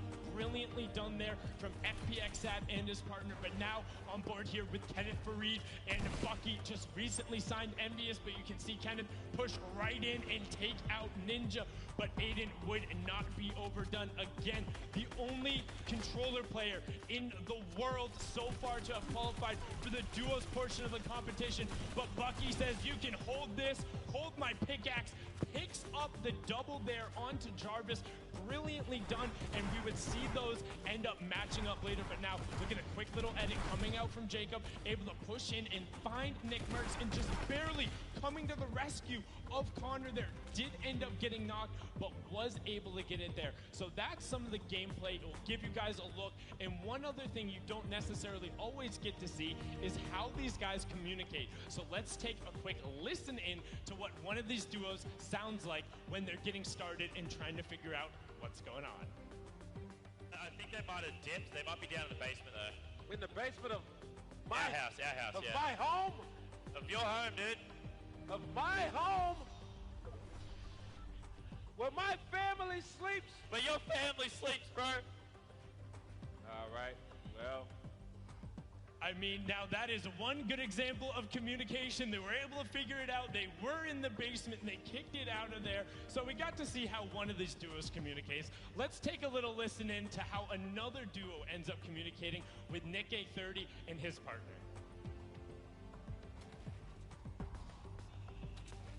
Oh, he just RPG'd me. Be careful. They're gonna start pressuring.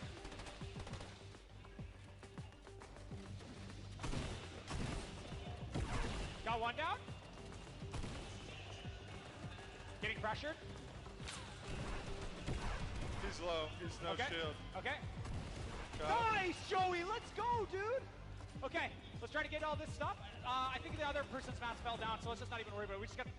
And you can see they're not dropping any of the info. Brilliant communicated from Nick A30. He's all about educational commentary, making sure you level yourself up while getting it out there. Him and his partner, Joey, able to clean that one up. A fine example of how you work together. The two matches so far have been incredible. We have two more, and we're going to throw it back up to the caster's desk with Zeke and Monster. Gentlemen, take it away.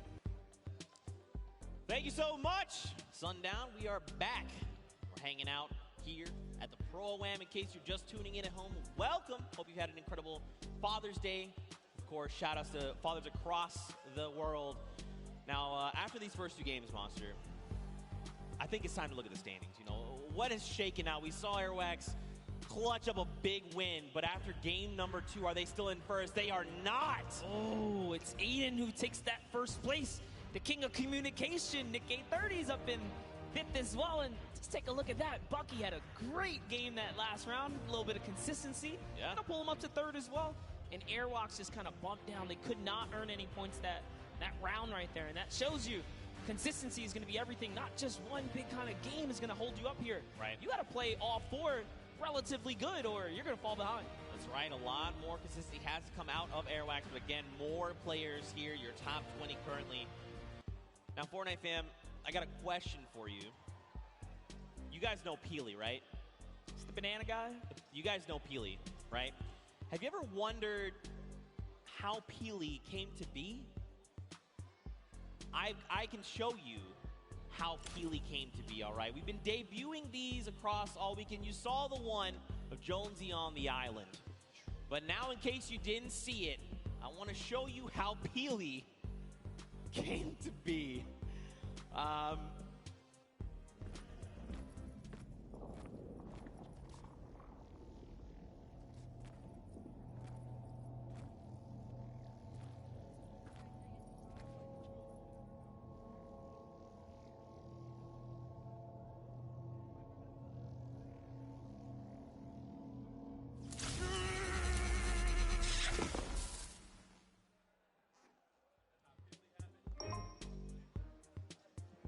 Those are cute. I love it. I like it. I like it. We'll be debuting more of those over the weekend. Maybe you were here yesterday. You got to see some, but we're going to have more to show. But of course, Fortnite fam, after those 2 games, they were pretty heated games. I think we need to go to a break, all right, a little short break. But stick around because our house DJ, Mike Realm, is going to be spinning. So Mike Realm, take us out.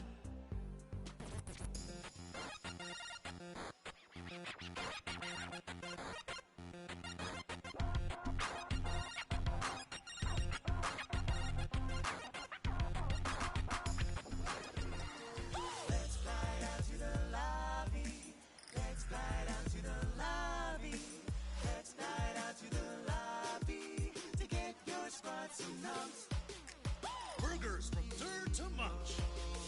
Tacos royale with brunch. Red juicy's a tasty treat for Lil Whip, Peely, and Pizza Pete. Let's slide out to the lobby to get your squad some nuts. Let's slide out to the lobby to get your squad some nuts.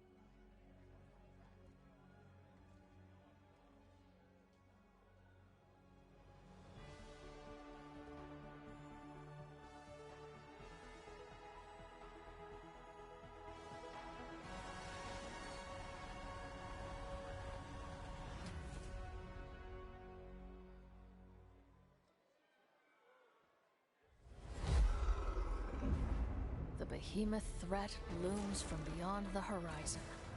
To stand against it, each of us, master and recruit alike, will choose our own path. Whatever it is you seek, every hunt offers the chance to earn glory, trophies, or at least a battle scar.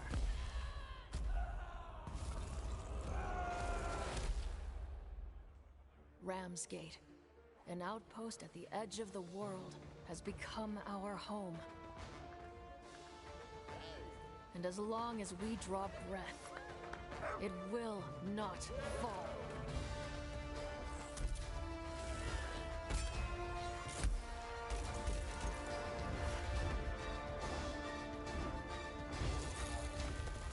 We have learned to turn the behemoth's unique, lethal power back against them. And we do it in style. The behemoths are changing, evolving. And so we forge new bonds, together, one hunt at a time. Live on the edge of every moment, Slayer. Live for the hunt.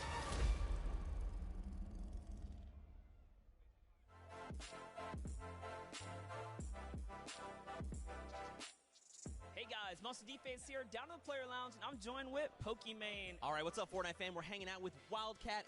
How you feeling, W? Are you excited? Still got some butterflies in my feet, but I'm feeling good. What do you think about the format? Honestly, I'm really excited for this format because I know no one has really played it yet. Don't you think Courage has a little bit of an advantage there? He's kind of cheating. He's on the casting team, so like... I think Jordan Fisher's on his team too, and they already have pre-built synergy. They've played together a ton, but you know what? That doesn't mean they're going to win. Any strategies going into this? Take first place. Run it home. Yeah, creative mode is like right up my alley. I've been doing stuff like that in different games for the past few years, so I'm looking forward to it. I think I'm going to do really well. What's your favorite emote? Gotta be Billy Bounce. That or Knee Slapper. Both are really good. I cannot do either, though. Yeah, I can do like that one. Boom, there it is. Now, last year, the Pro-Am, you got to hang out with Logic on stage. We need to talk about that. The Logic thing was just a monumental moment. I still can't believe it. I show it to everybody. My parents show it to everybody. I'm forever grateful for that moment. Really being able to just to show them how it's done. You know what I'm saying? I know your teammate is sick, so do you know who's going to be replacing him? Yeah, actually, it's going to be Maddie. She's a pro player for Gen G, so I know she's good. At the end of the day, it's still a really good player for another good player. So, yeah. Any fighting words for the enemy teams? They ain't ready for it. They ain't ready for the shine and this flash and they flash lights. They ain't ready for it. They ain't ready. Guys, I'm blind. I'm going to send it back your way. Thank you so much, Javier. Oh, God.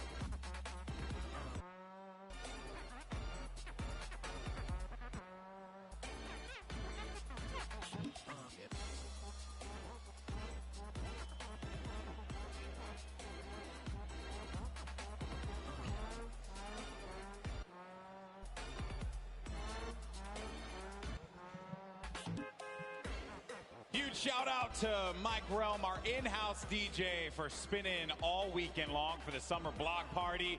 And for all these people in the venue just got themselves a nice boogie down supply drop. You gotta love it. Welcome back, everybody, to the Fortnite Pro-Am. I'm Golden Boy alongside Monster D-Face, Boricua Boys, back at it once again. And we're looking forward to calling games 3 and 4, the conclusion of our second Fortnite Pro-Am. And we have had some great games today, man. Like, I've been watching in the back, blown away, talking to a lot of our players, and everyone's feeling the pressure. And that is exactly what I wanted out of this one. I wanted people to get sweaty on that stage. Sweaty like me, because this is my first crowd I'm, gassing for. But let's jump into the standings, guys, and take a look at, you know, where our competitors are standing here, Golden. Aiden is going to be sitting at the top with one of the members of Lost Kings. They'll have 1 victory royale, 16 eliminations, and 31 points total. Airwalks and RL Grime, off of that stunning Game 1, will sit at second place. Perhaps they can climb and take the top spot yet again. You also see likes of Tfue and Josh Hart, Symphony, as well as Jordan Lachlan with Cody Walker. Then as we go further down low, you start to see some players not out of it quite yet. We still have 2 games remaining, and I'm looking forward to seeing some of our top players, I should say, are going to be cooking up for us here. A lot of strategy talk, a lot of discussion regarding what they're going to do going into Game 3. But ladies and gentlemen, the forum, are you ready for Game 3? Oh, no, we got to do that again. Ladies and gentlemen, are you ready? Yeah, that's what I like to hear. Everyone's geared up. They're loaded into the island. The countdown is going to begin. And Monster, I have to say, there are some threats out there on the island. Who are some of the players that you want to see dominate in Game 3? Yeah, I've already talked up Ewok at the start, so I'm going to let her kind of chill for a second. But let's go ahead and talk about Bucky FPS and Kenneth Fareed, who are standing in 3rd place right now. But Golden Boy, we're loading into the game right now. Here we go. That's right, folks. Game 3 underway. Let's see who's going to come out on top with that coveted victory royale. And there you see all of our players starting to populate on screen. And, you know, this has been such a fun event. Been talking to a lot of people here, asking them who they want to win. And, you know, a lot of people have told me they want Ninja, Marshawn Lynch to win. And I get it. I totally get it. But there are some quality players also that are out there that a lot of folks may not know about. Just like, you know, mentioned Airwalks from Europe. This guy is so good, so talented. And a huge shout out to RL Grime, his teammate, because he knows how to throw down in some Fortnite, Monster. Yeah, you'd be surprised. And like I said, I was talking to him in the player lounge. RL Grime was so shy. He was like, nah, dude, I don't want to do this interview. But, you know, Airwalk stepped up to the plate. To see them come out here and start slinging down, that is actually one of the best things. You know, you least expect it. But had a conversation actually with Vic Star and Martin Star earlier about some of their more creative strategies, if you will. Fortunately for them, they got caught by a boombo that hit both of them. And when I say boombo, I mean literally one shot on a boombo actually took both of them out in, I believe it was Game 2. They're trying to get a little crafty with it, play the outside game, and I say that literally because their strategy, from what they told me, has been to build up as much materials as they possibly can and then build around the edge of the island to wherever the circle is going to be. It's not the, you know, it's not the best strategy. Definitely not there, Golden. You know, So, at least they have a plan. At least they have a plan. put this into context. They want to get materials, and then like cliff dive off the side, like hanging off the side of the map. That is correct, sir. Oh boy. It is not. Look, I was talking to them. I did not have the heart to tell them that it was a bad idea. I felt like they have to just make their own bed and sleep in it, you know? But we're going to glance past that because Cloak actually went right for that baller, but ends up getting punished for it immediately. He's getting tagged up. You're going to have to Shadow Bomb out of there. And he's going to be down to 56 HP. We'll have that blue burst SMG. It's not the best weapon to have there. Along with that gray heavy AR. Finds a player in front of him, able to do some damage, but Cloak is going to be out of the game yet again, and that is going to become as courtesy, actually, from Marky Locaras. Yep, valiant effort there, but off to the dusty divot we go. TB and our frags still in this game right here. Kind of showing up. He's here for that early game. Take a look at the feed. Fear itself was taken out here. I'm JT Brown and frags. I'm impressed with JT Brown. You want to know why? Because I've been competing for a very long time, my friend. And JT Brown showed up repping a jersey. I love that. When you're out there playing with a jersey, you know it's game time. You know you're serious, and you're out there to win. That's what it's all about. That is right indeed, but oh no, Dr. Lupo and Jordan Fisher here already have taken out Hannibal. They're hunting for Jarvis. We saw Jarvis. This is his landing spot. He likes Paradise Palms. He's been ran out of here. Rent was due. He didn't have it. He just pushed out of Dodge. Jarvis is going up here. Oh, it's actually Myers who's his teammate there. So Jarvis and Myers are still here. Yeah, still hanging around.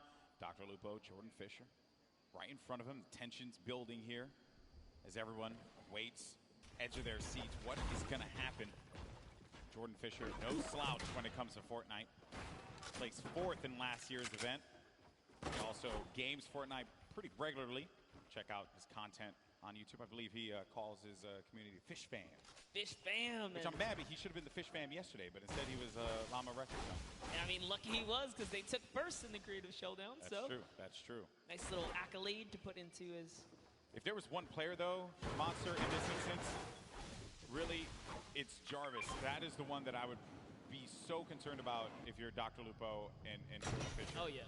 That's just not an easy one to deal with, not an easy player to deal with. But what's really nice is a vending machine that's a gift that keeps on giving. You got yourself a purple combat shoddy, a coveted weapon, something that you'd want to have in the early game. And Reina Washio is going to be around the outside here with Lowry right next to him.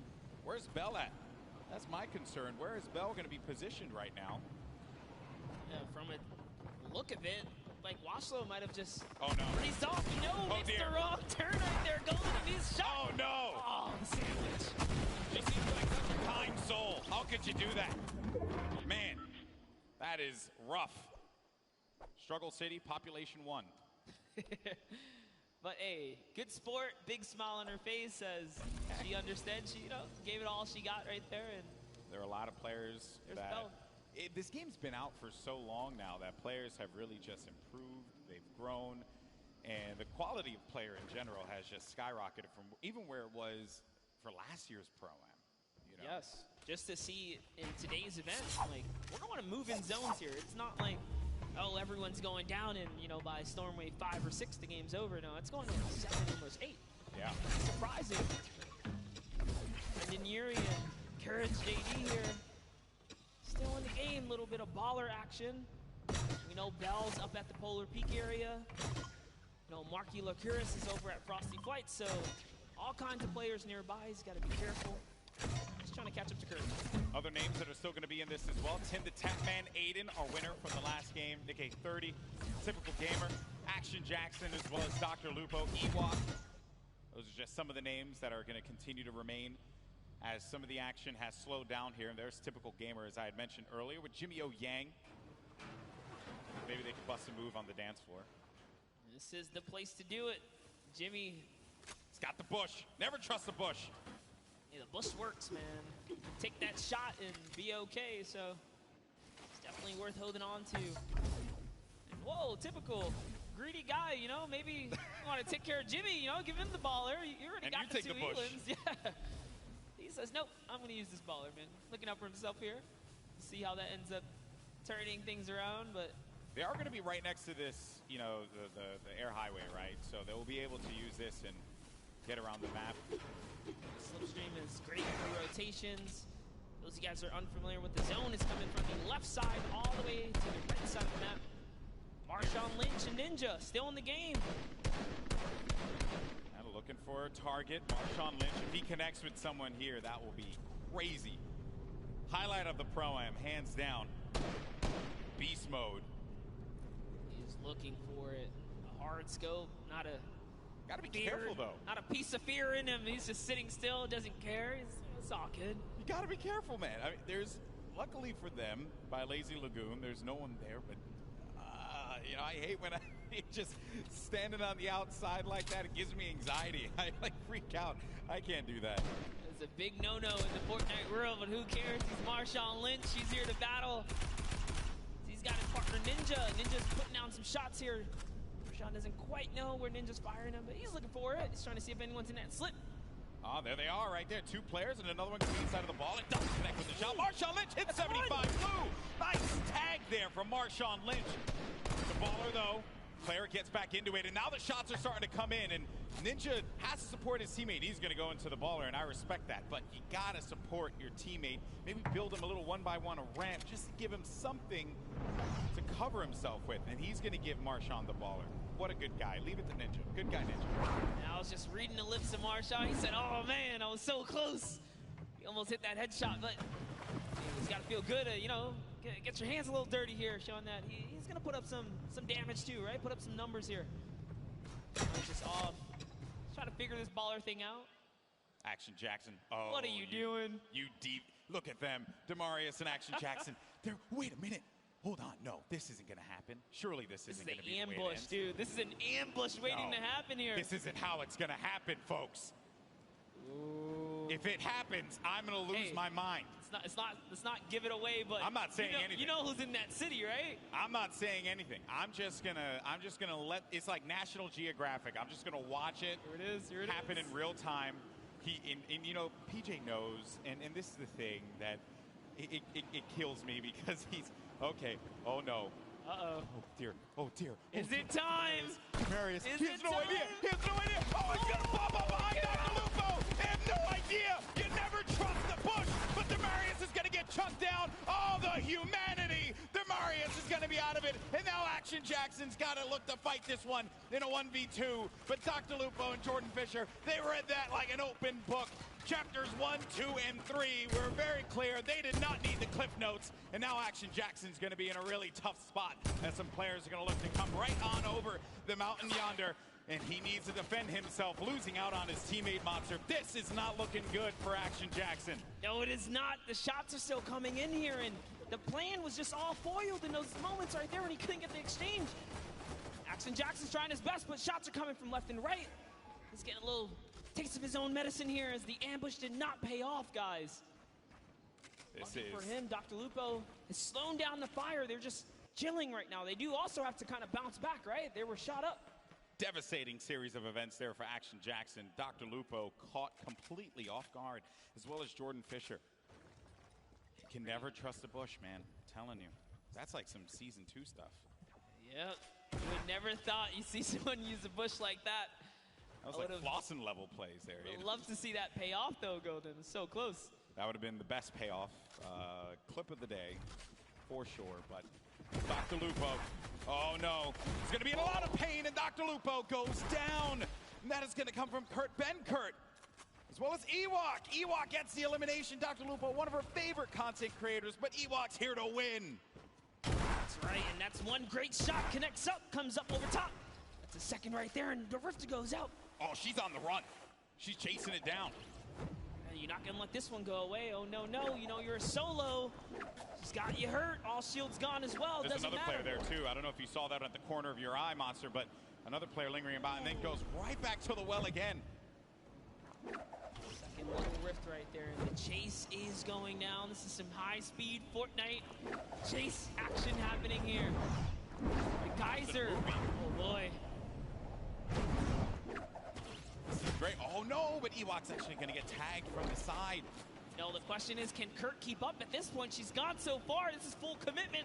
No turning back now. 35 wide on that damage there, and Jordan Fisher, try as you might. Ewok got the target and will be benefiting from a slurp juice as well as a lot of shields. Now, she just has to have Kurt Benkert get to her so that they can shield up and get back into this game. How vicious of her to chase him across the map right there. Jordan Fisher is a treasure, okay?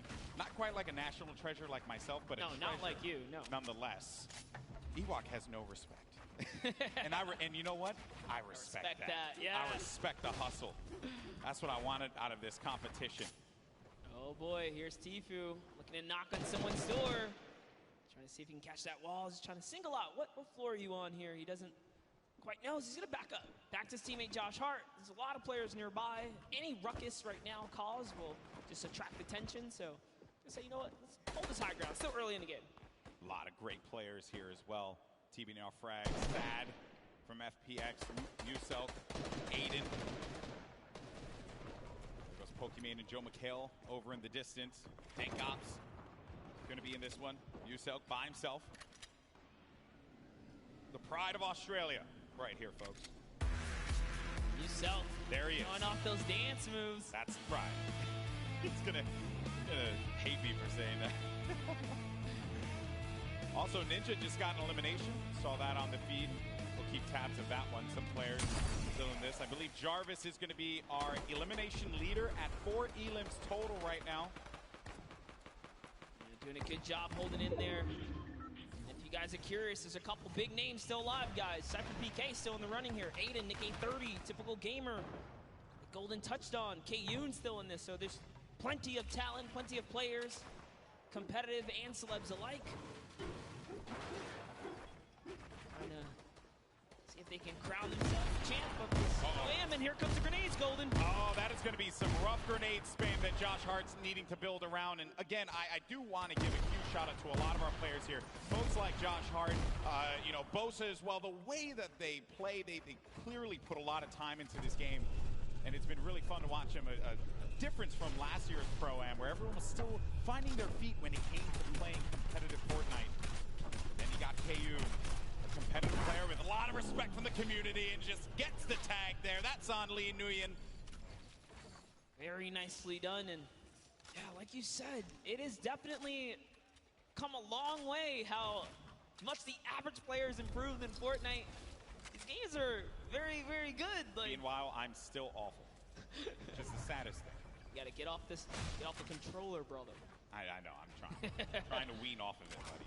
Shout out to the controller guys. You guys are loved and respected here, but all right, Reggie Jackson, what you got? You got some in front of him here. That's shot. Nice little 21. It's Cypher PK. Cypher PK is right above. That's going to be a rough one. I think he called it out. Cypher lets him in. Oh, I thought that was enemy for a second.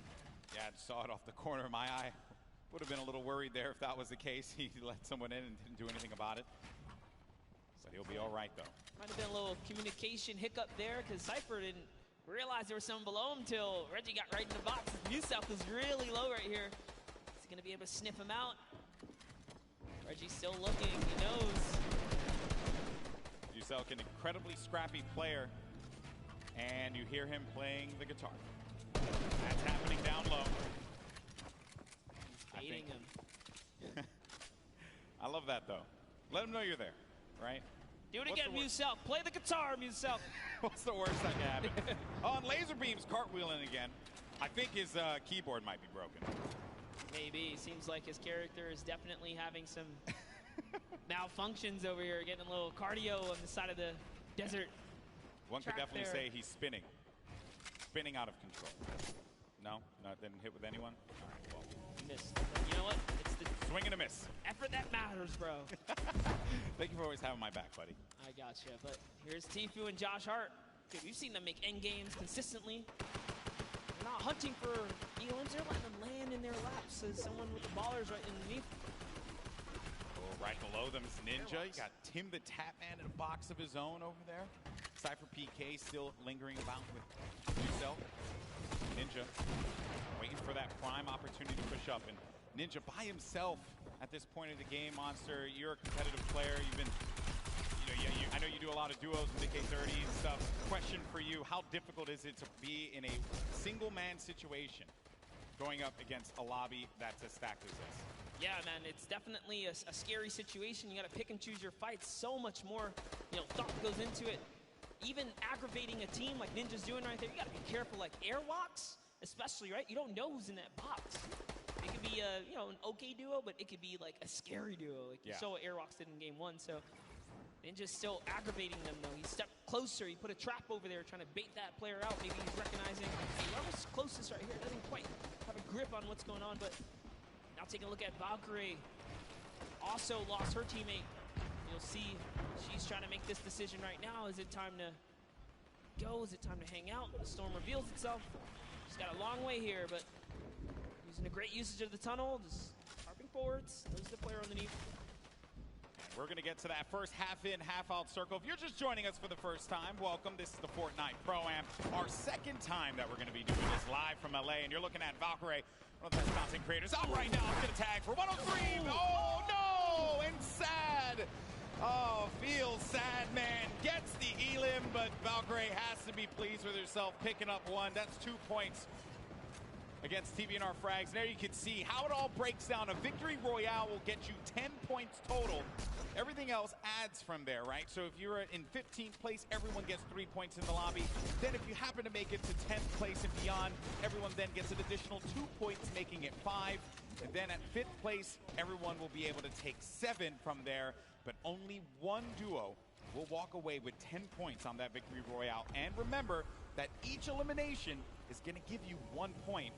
So So players like Jarvis and Tfue, who have 5 and 4 eliminations respectively, have managed to pick themselves up a decent amount of points for their duo. Game 3, we only have one more left after this, and then we're going to crown our second Fortnite Pro-Am champion. Don't forget, guys, Lachlan loves to rock that code Elfin, known for rocking it in-game as well. This is part of that staple brand. I mean, literally, he's like wearing it, you know? He's quite literally wearing it.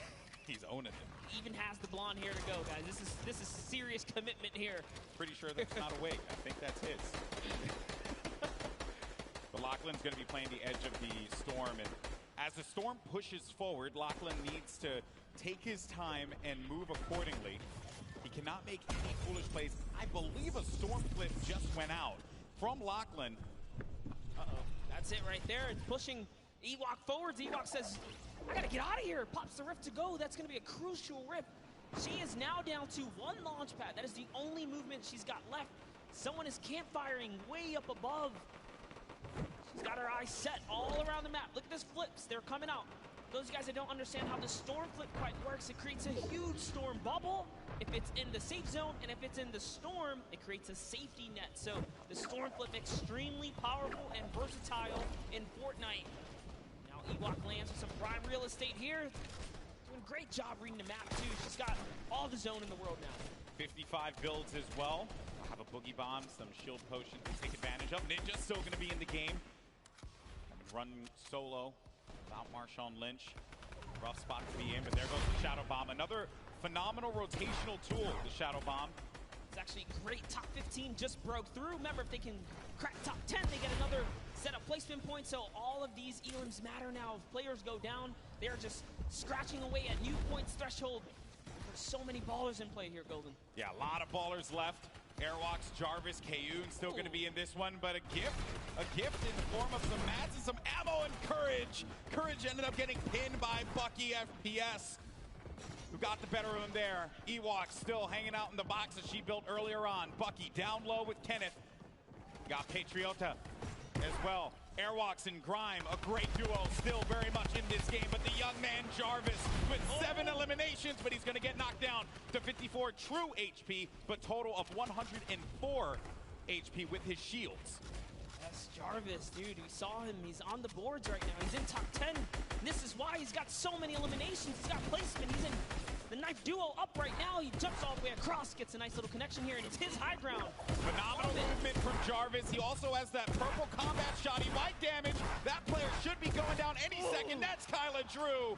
That combat shoddy from up above is going to punish you. Ninja just got himself 2 eliminations on the side as well. Just got wiped out, though, by Bucky. And our final few players are going to remain. We're now sitting with 7 players left in the lobby. Actually, scratch that, 6 players left, all solos. And this right here, folks, some of the best in the world of competitive Fortnite.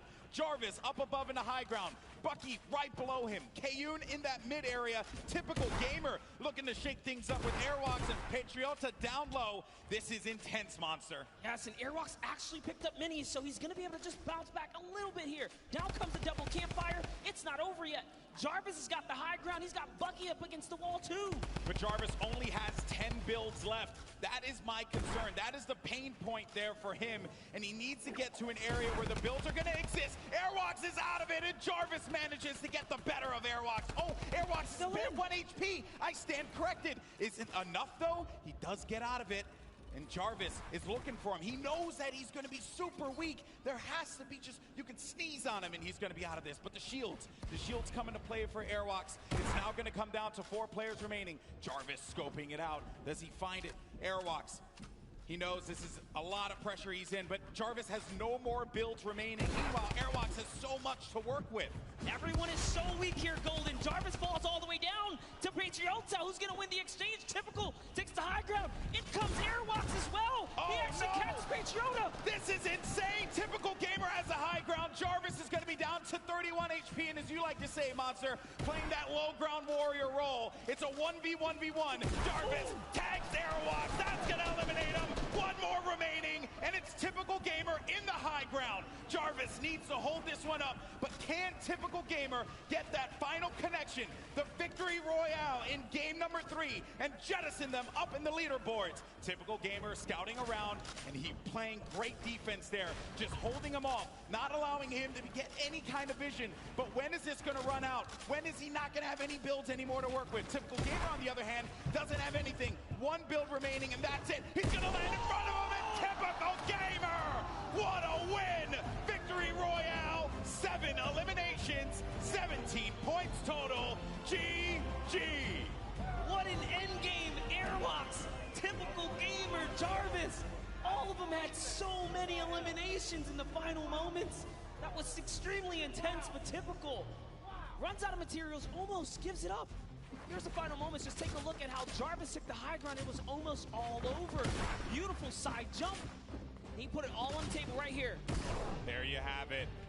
You cannot miss, Golden. You can't miss. Jarvis, though, gets a lot of love from me because he had no HP remaining, nothing, and still managed to get to the safe zone. Had he had a little bit more HP, he might have been able to get the better of Typical Gamer.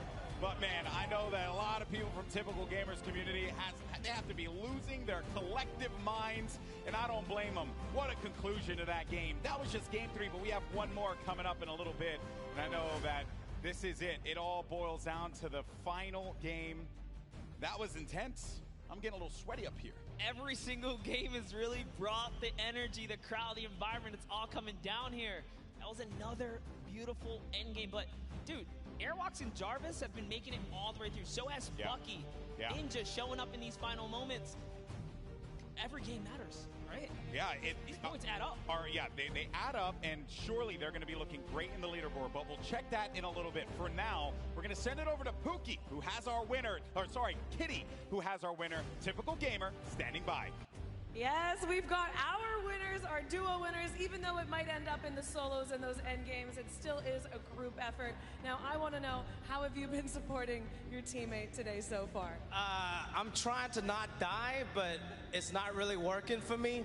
So he's just amazing by himself, man. My heart was pounding watching him. He's great. It's all for charity, too, so that's so great. After that game, how are you feeling going into the next few? How are you going to continue the momentum? You've got one more game to clutch it out and win all the money for charity. I mean, I feel like the first 2 games we used to kind of develop the strategy. Once we got that unlocked, I told them we're winning game 3. That's it. So we're going to go into game 4 with the same energy.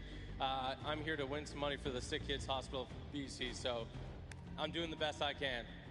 Yes, as a fellow Canadian and someone that grew up in British Columbia, I thank you. That's incredible, guys. I'm looking forward to see how well you do in the next game, hopefully closing it all out and winning. But in order to do that, we've got to take it back to our casters, who are going to take us into the next few games. You guys do so good.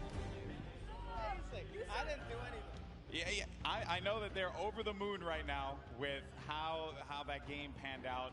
Typical Gamer, and I got to give him some love, man, because you have a lot of great YouTube content creators that crush it on a daily basis. But Typical Gamer is a name that we see in World Cup qualifiers performing so many times at a top level. And I'm glad that finally I was able to commentate one of his games, a big moment for him, and against a quality player like Jarvis, who has really begun to grow quite a bit in the Fortnite competitive community. I think that was a pretty special moment across the board. And what a game that was. I love moments like that when it comes down to who could just be the scrappiest monster. Yeah, and in those final moments, you never know, right? And this is what makes Fortnite competitive so good. It looked like, for a second, Jarvis had it all the way through to the bone. But Airwalks, launch pads to the high ground, says, you know what? I want a piece of this. I can take this too. And in those final moments, everything shifted. Jarvis lost all of his health. Wasted materials, fell down. And then, this is Fortnite. Scramble, right? You don't even know what's going on anymore. Everything changed. But let's talk about how the first 2 games, they just kind of had to get it together. Yes. Now, game 3, things connect. The question is, can he pull through for that game 4? He's been playing well all day long. I wouldn't be shocked to see him in that top 20. He knows how to play his game to get him up into that point. You just got to get to top 15. That's when you start to earn some points, and that's where it can push you a little further up. But I know everyone wants to see where we are in the standings right now. The good news is your boy GB's got you covered. Let's go ahead and take a look, see where we are. And at the top, it's going to be Airwalks and Grime. Wow. With that, I believe it was 3rd place or 4th place that they were able to sneak away out of that one. Typical Gamer, our winner from the last game, has, as I mentioned, jettisoned himself up to 7th place with 22 points. The Victory Royale, 12 eliminations total. Airwalks and Grime, though, they need to be gunned down. Train. Someone needs to go find them and take them down, because if you allow them to have just one more good game, the gap might be too much to catch up and close. Here are our top 20 duos, though. See everyone here just scratching away at some points. Good to see people earning eliminations, though, just across the board as duos. Yeah, I mean, look, folks, it all boils down to these final moments here, and we're going to get into that game in a little bit. But for now, we actually have Sundown, who's going to be standing over down by the stage with a special guest. Thank you so much, Golden Boy, and we do have a special guest. I'm going to need you guys to put your hands up in the air and wave them to give a nice big round of applause for Ewok now. Yeah, there we go. Let them know. And Zeke and I took a little bit of time to practice some sign language to do our best to try and bridge the gap and make this a full experience for everyone. So Zeke, why don't you start it off? All right. I'm really nervous, so hopefully I don't mess this up. All right, so it is, hi, Ewok. How are you? I'm so excited. Cool. I am here to hold the mic. Sorry, nervous a lot. I know it's something different. Hello, my name is Sundown. Nice to meet you.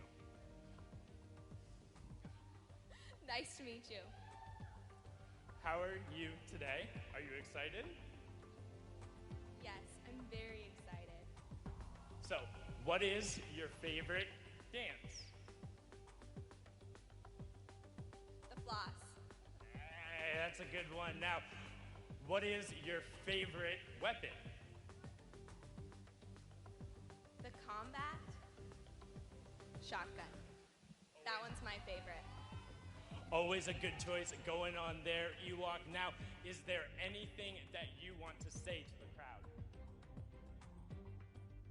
I want to say thank you all for your support and being here. I'm really happy to be where I am today. And thank you guys so much. Thank you, Epic staff, and everyone that's involved. I love you lots. Thank you so much.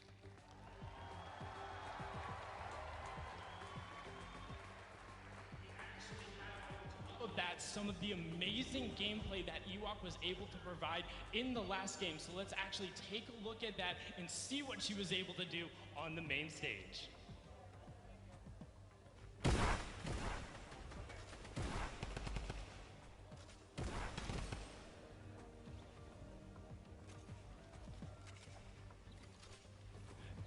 I mean, just look at it going on right here. Now, one thing you note, the chase she went through, both of the rifts, was able to chase down and pick up Jordan Fisher, and then you can turn right after. You see her signing to the partner, trying to get them back together, but she is then on her lonesome, able to get it out. You can see this was the start of that engagement with Kurt, able to get in there, get the knock. Ewok was then able to clean it up, but we weren't done there. Now, something got to note, look how smart this is. She ends up having so many shields and the storm flip, recognizes she's by the zone. So what does she do?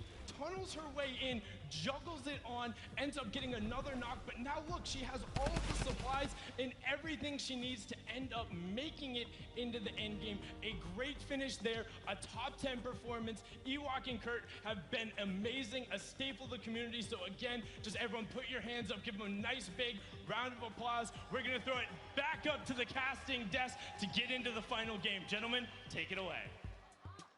Thank you so much. That was awesome. And I also, can we please give a round of applause for Zeke and Sundown for that? That is not easy to do. That is for bridging gaps, really cool stuff. I know I couldn't do it. I don't even know what to do with these. So Stop that right now. I I know. But no, honestly, that was very heartwarming.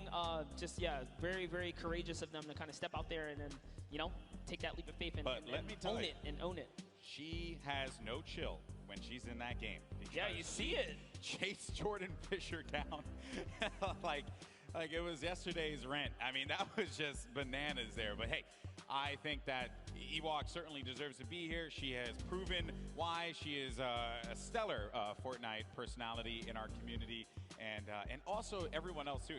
Kurt Ben Kurt supporting the way that he is gets some credit as well. So there you see Ewok making her way over to her station, and we're gonna get ready to jump into Game 4.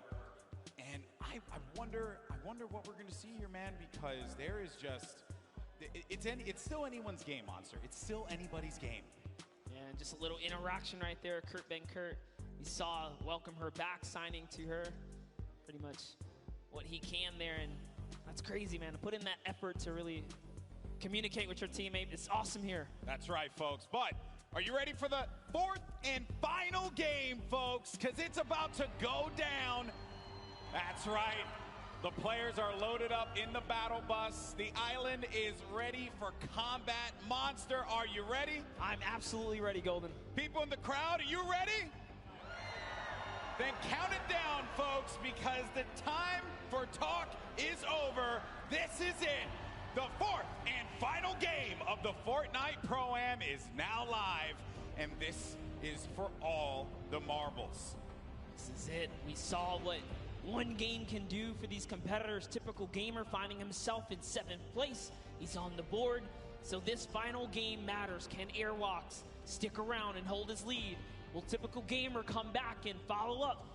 Find himself in the top 3 and take a bigger piece for Charity here? Or will someone new come up and just ruin everyone's dreams and shut those down, right? Hey, everyone's going to get money for charity at the end of the day. It's all about where you place. It's a very competitive, though, nature from a lot of our guests, a lot of the people playing with our Fortnite personalities. Download, chatting with a few of them, and they're feeling it. They know that they want to perform. Golden, there's only one, or I should say one set of trophies here, so that's true. What they want. That's true. It doesn't matter how you feel. It's all about how you play. There you see a few of our players. There's Wax Motif there with Pipe Punk. Janina with Wildcat. That's going to be a snow biome landing for her. And already the eliminations are starting to come through, Monster. Bucky just picked up one, and he's all the way up there in the leaderboard as well. That doesn't reflect well. Airwalks has an elimination too early on. Literally what I was just going to mention. I was like, wow, before everyone even touches down, it's already unfolding in the Fortnite world. Here's Janina. Doesn't quite know where she wants to land. Wildcat took a baller, and he's out. Brendan Urie just eliminated One Shot Girl in our final game. Typical Gamer pops up behind Janina. Oh, the rage from her. Oh, look at her face. Oh, and you do not want to get her angry. She's I'll tell you what, she is a very, very passionate gamer, as you can see right there. She takes it seriously. I respect that. Definitely saw the spice coming out there, but it is okay. It's not over. Wildcat is still in the game. Typical, man. He had a great last game. That right there is a big point. That's a shift. Yeah, all of our top 10 players, I would say, most of our top 10 players have already gotten elimination monsters. So early on. There's Jimmy O Yang there. On the Typical Gamer. And I hear someone just yelling in the distance. I don't know who that is, but I do hear it as well. Someone please check that person. Make sure that they're okay. Call their mother.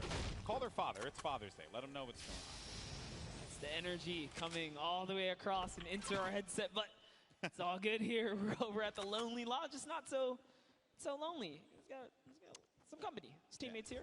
Yeah, you know, you never want to go on a nice camping trip by yourself. That's not fun. Bring a friend or two as we hop over to Bruce Brown, and no, Folagore gets taken out with the big shot. It's Loser Fruit. This is a rough kit for Bruce Brown to have. Can Joel McHale get an elimination? Joel's like, look at me, I will shoot. He's hitting those angles hard. Oh. He's looking for it. And he's out of bullets here, Golden. He's just got to push with this pistol. He's got 16 shots in it. 16, no, that's your teammate. Don't want to do that one. Shoot them all, shoot them all. That's your target. Joel McHale, I believe in you. I want community to come back too. Pull out the axe. He doesn't know he doesn't have bullets. He has no more ammo, no ammo remaining. Oh, but it's okay, because his teammate Loserfruit connects with the flint knock and takes down that player right there. Bruce Brown sent back to lobby, and it's all good, because you know what? Joe has Loserfruit to Joe carry. was there. He was providing emotional support. Loserfruit, obviously, great player. Won yesterday in our creative showdown. So Joe McHale just being the cheerleader that we all want to have in game with us. Joe's like, Loserfruit, you're doing too good at this. I'm going to shoot your ramps out, give you a little more pressure, you know, even up the playing field. Shot Bell did not go for that boom bow. Yeah, I guess it's just time to get out of here, man. You got a little bit of mobility and stuff like that. He wants to take all these shields. Ooh, living life on the edge. I like it. Avoiding all the fire here. This is actually our first zone that we see covering this side of the map, so this is also really good to see. In our final game, things are going to mix up here in the land, I should say. Got Cray along with a Vive. Cray with a loadout that you want to try and keep the long range weapon there. That's right. So you got to go back to that, because you need to have that utility. You need to have something that will give you an advantage in that mid game, right? Oh yeah. But we're looking at Jacob. There's so many players here in Happy Hamlet. This is not a happy place. There's shots being traded. His teammate's in a weird spot. Is he gonna come down and back him up? Doesn't matter. Connor Ball is playing ball here. He's got no builds. The run. He's got no builds, but his teammate Jacob has his back, and that was going to be Royalistic and Xavier Woods. They're out of it. Oh, man. The power of positivity was not enough to help Xavier Woods on this day. Yeah, but you know what? They had a grand entrance, and that is all that matters. That's true. They showed up. I mean, Monster, you kind of do want to win, you know. Or you just have an entrance. or at least get your entrance, you know? Make the show yours at the start. Make us all believe for a second there. Okay. So we are now at Murda Beats. No eliminations for this team. We're going to be at Snobby Shores, and they have another duo here. And there you have it, Samara Redway and Marisha Ray. They're going to be topped up as well on health. Good shields there for Samara. This is the best part about being able to see the whole game. You get to touch base with all of your favorite players, right? Samara Redway, our soccer skin moms here. Yeah. All right, the soccer skin moms, they came out strong representing. I did tell them I love the shirts.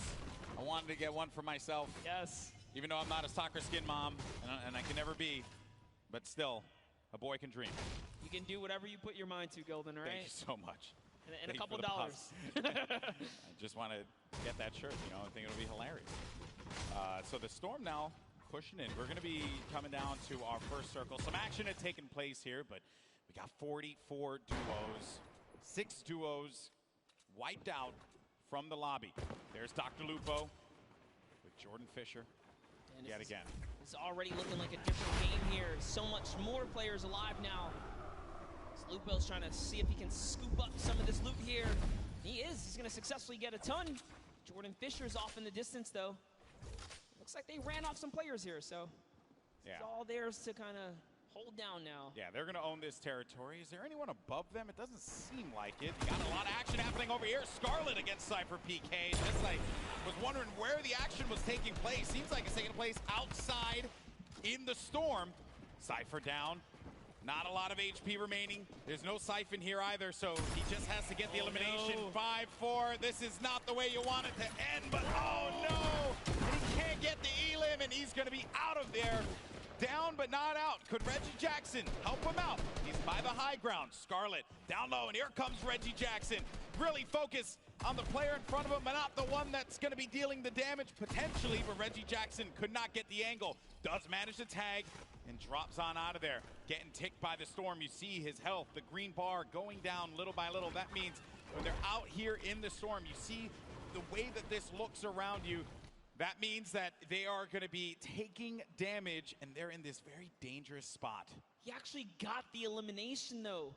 That means the Storm wrapped him up, and Reggie was rewarded with Scarlet right there. But let's take a replay of what happened here in these moments. Reggie Jackson has everything. That's the knock right there on Ellie.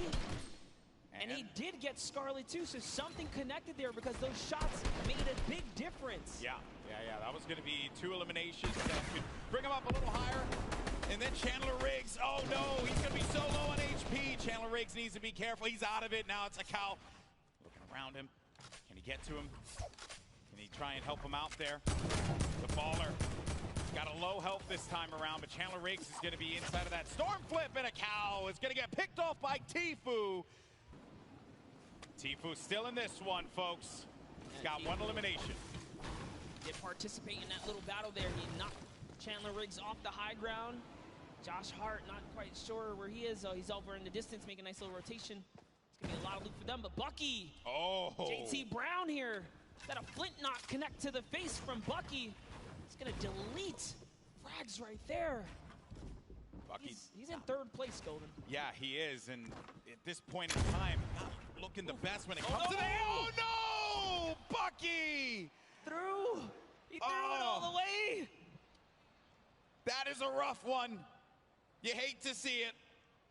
That's what we call a good old-fashioned ouch. A yikes, almost. That's a oof. That's and an a oofers. yikes and ouch. That's all the different kinds of words that can symbolize a variety of things. All Bucky, though. Put into a body slam sandwich because he was thrown right off that build. He's had a good competition so far, and while for Bucky it will end there, the run that he managed to put together game after game is certainly something that you got to be impressed with. There's Reggie Jackson. Oh man, this is a best friend right here. Wow. In the storm, remember he had 3 med kits. So Cypher's back in the action, guys, and he even dropped all his guns for Cypher. Look, he's like, hey, take all the guns, brother. What a guy. What a guy. What a good guy. You know, really, you want one of those people on your side. I'm going to say it right now, Cypher, you drop all those guns and give them back to Reggie because he clutched up. Okay, he clutched up. He helped you out there. Now, I did understand that Courage was eliminated earlier on. We saw him in the feed. I believe we're going to have a replay of that showing up in just a tad. And that was not the run that Courage had, placing second last year in the Pro-Am.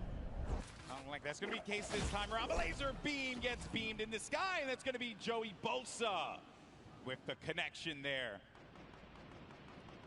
Good day so far for these guys. No. And whoa! Running snipe on Connor Ball. Jacob's going to have to see if he can really clutch up this save here because they're in a weird spot. With the drop ship just above them, they can drop down and pounce at any moment now. So this is going to be a really tough revive to pull off. Love what Jacob is doing here. Switch material. He says, you know what? I cannot save you. Yeah. The zone is coming. I got to get out of here. Nicky 30 and Joey Bosa up above, and he's going to go for the fight. That combat shoddy will pick you up from... What is up? What was that? Jeez, there's a sky bridge up there. What is that? Nick's looking up with a big smile on his face like, are you serious? Okay. Sure. I'm okay. I mean, who is it? If I could hear those comms right now, I totally would because Nick's probably tripping. Taking a look here, Courage. Oh, Courage was brought back. He was eliminated earlier, but brought back in the game by the respawn van. Look at him there. I knew he'd find it. Brendan Urie, by the way, what a guy. You know, bringing his teammate back, right? You got to show love to these celebs, man. They're picking up what's supposed to be their pro help. Yeah, Brendan Urie has the elimination. What about you, Jack? Yeah, what happened, Cypher? Reggie saved you, man. All in good fun, of course. Nicky 30's going to have a player right in front of him. Managed to bring him down there. Has that wall ownership and gets the down. Snags that on the combat. No, another one's going to go in there for the fight as well. Has that wall coverage. Playing defense. He needs Joey Bosa to help him out. And there you have it. Nick Merckx falls down to that one, courtesy of Nicky 30 and Joey Bosa. Like great teamwork. Nick just holds down the wall, waits for Joey to back him up, and kudos to Joey, came in at the perfect time. The distraction, the counter edit, that was a great team play right there. And this is why you got to show love to both team members, because at the end of the day, this is a team game. We have duo action here. Pokimane and Martin Doherty still alive. Themselves a little spot. Martin Doherty, as you see right there, part of the group Churches here today. Not necessarily playing some music, but instead playing some Fortnite. Now, I wanted to know what the absurdity of that sky bridge was, and our observers managed to get a look at it. So let's see. So, Watch out, he's above. What's doing a sky base, dude? Oh my God, no way. It in. We'll get the sky base after. Oh my There's gonna be kids that are low behind us. Okay. And Joey Bosa, by the way. Joey Bosa's not having any of that, by the way. He said, Nick, get your head in the game here, Nick. What are you doing? Like, yeah. Skybridge is 2 and everything.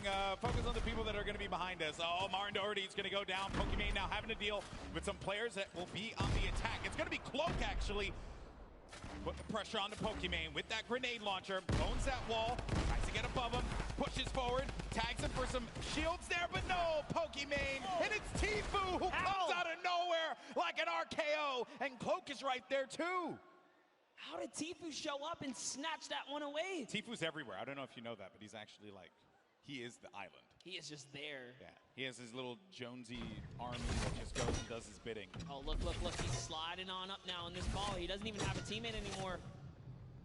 Josh Hart's down. He's going to get all this loot here. He's got 4 eliminations, so just from that little bit of third party off in the distance, he's going to pick him up some more points. Tfue's in the running here, guys. He's still in the running. He's in top 10. I believe he was 5th last time we checked in.